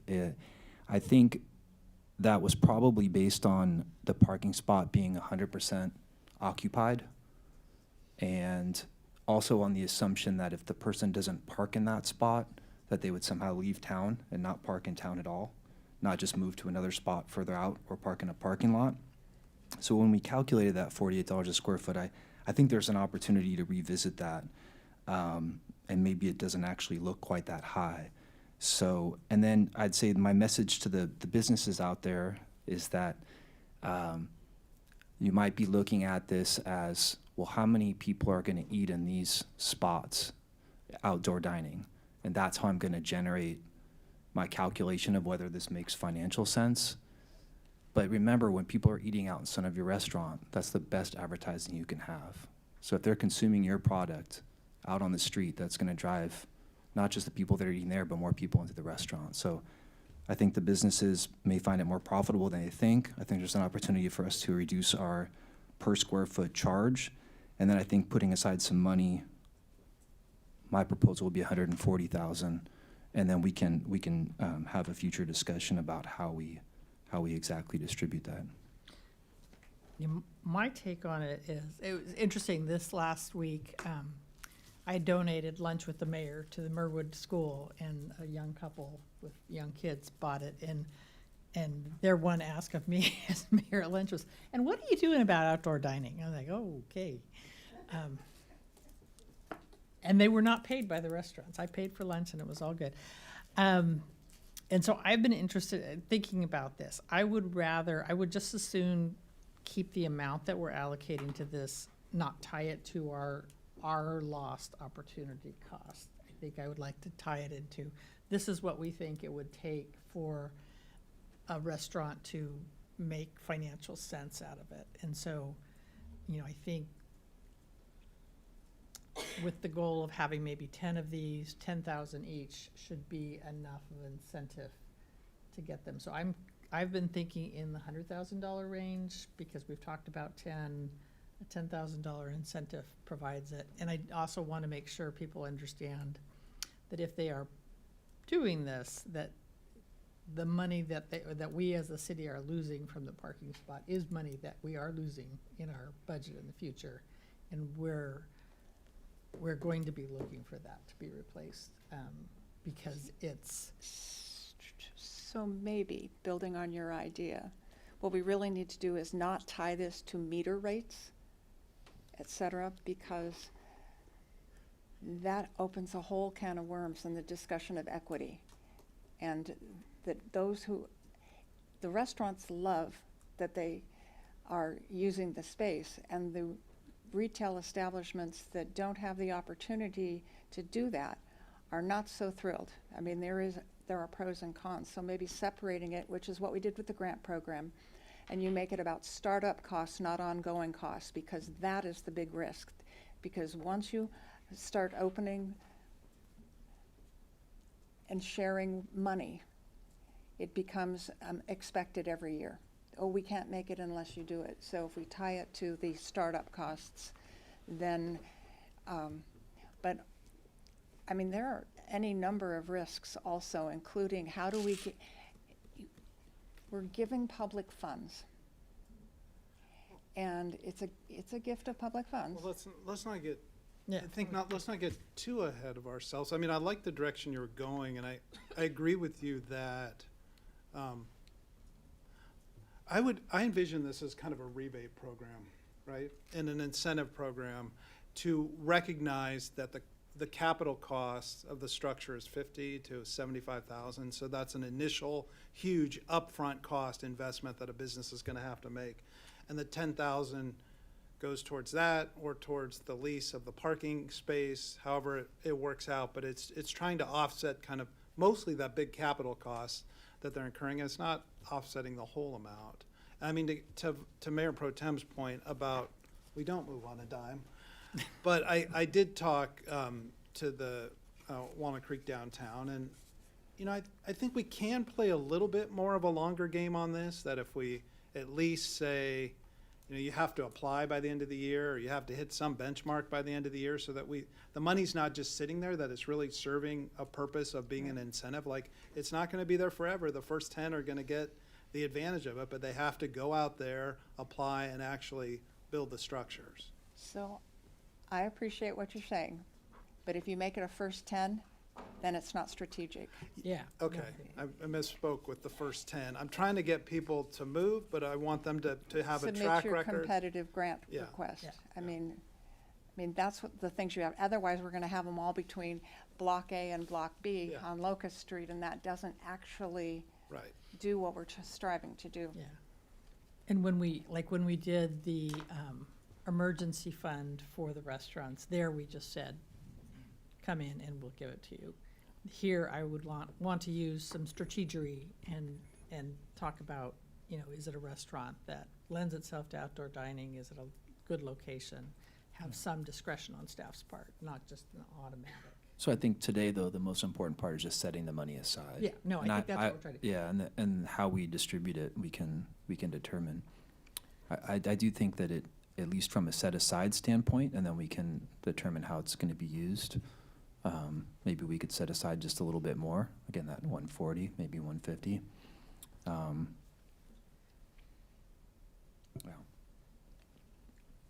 All right, let me try a motion. So I would move that we ask staff to come back next time with $100,000 plus or minus incentive rebate program to encourage outdoor dining. We would look to staff to identify the source of the funds.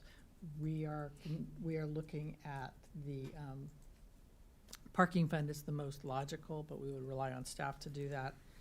I would add into that we ask staff to recognize the uncertainty associated with homeless services, and we look for a report back on that at the next meeting. We're actually approving the whole community grants program. That's on the agenda as well. So we'll know. We'll know. And that that the original Finance Committee recommendation that Measure O, unallocated end-of-the-year fund balances, and continue to hold those until we know how much the community center is going to cost, and not allocate them to some other use in the meantime. So, Mayor, just clarification. So we're not making changes to the current budget, but you're instructing staff to come up with a program to incentivize outdoor dining at a future date with a budget of about 100,000 I think we're asking for that number to show up in the budget.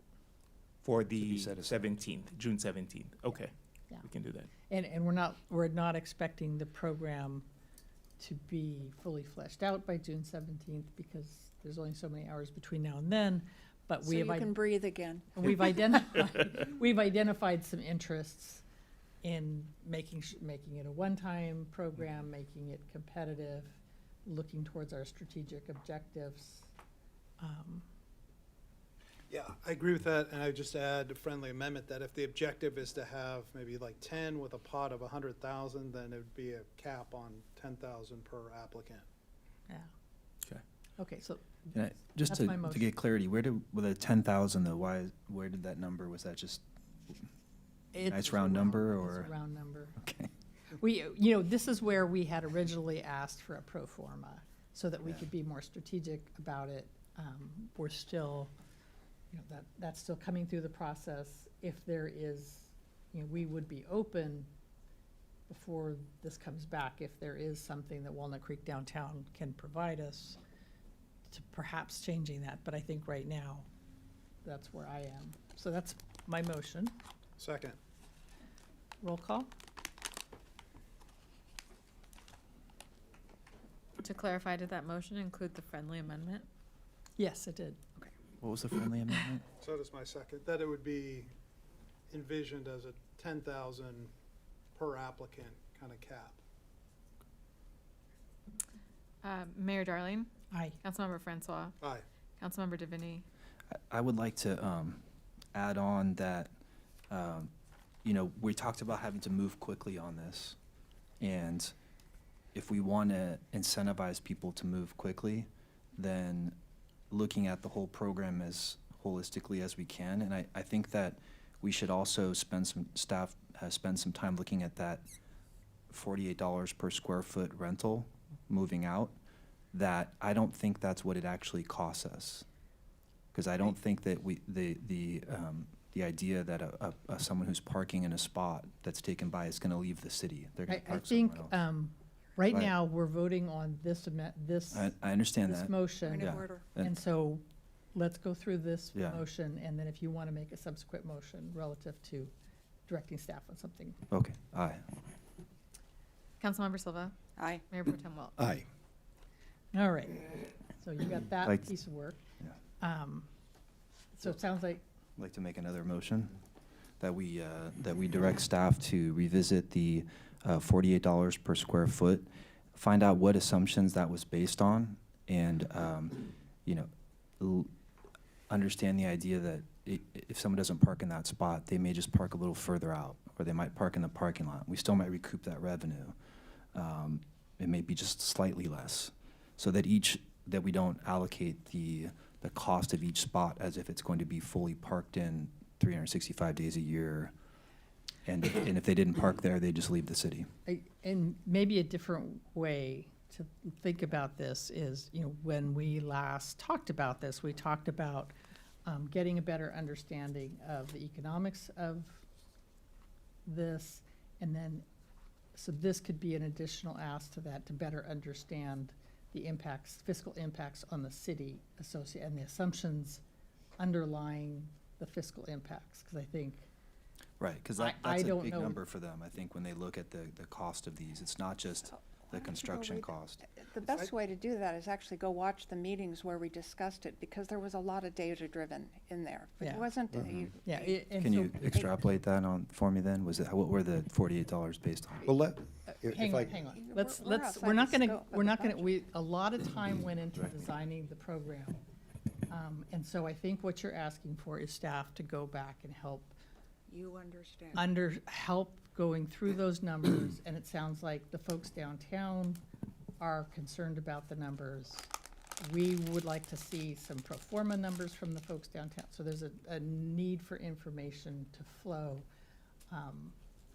and to bring back some of those original assumptions about the impacts on parking, so that people can update their understanding. But yeah, and just to summarize, because obviously there were a lot of meetings that went into this, and there was the downtown, rebound committee Rebound and committee. everything else, and I was involved in a lot of that too. When we looked at $2 an hour times 10 hours at $20, this is the way I looked at it.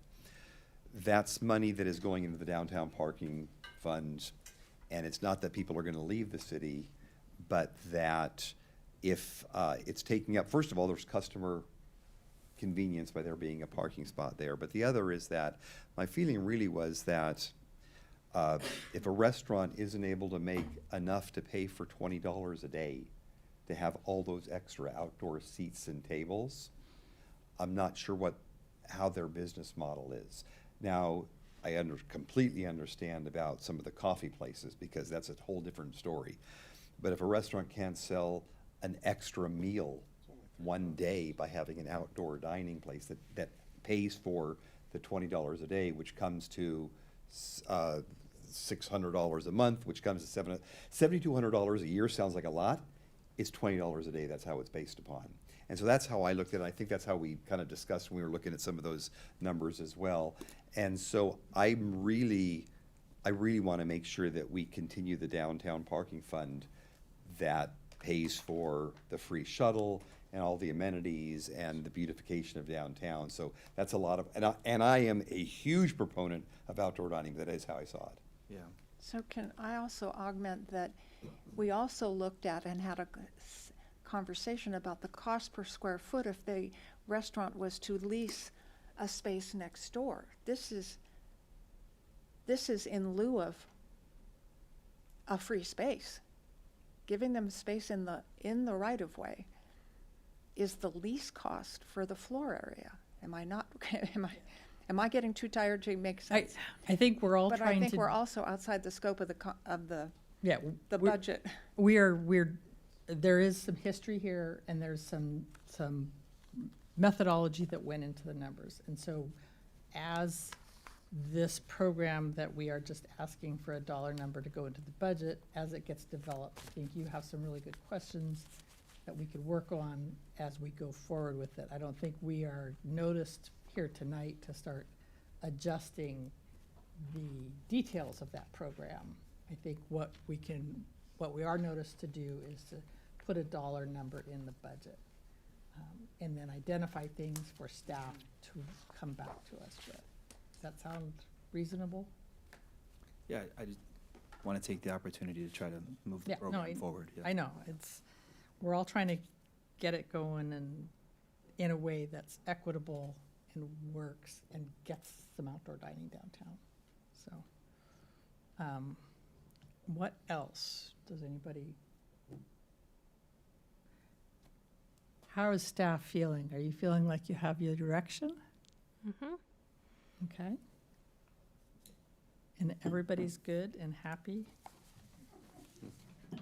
And now, in that case, thank you very much. I know the budget is a heavy lift every year, and this is a heavy lift because it's a year where we don't have money for everything. So we really appreciate it. And now we're going to adjourn so Matt can go home and start packing for Ireland. Thank you all. Thank you very much.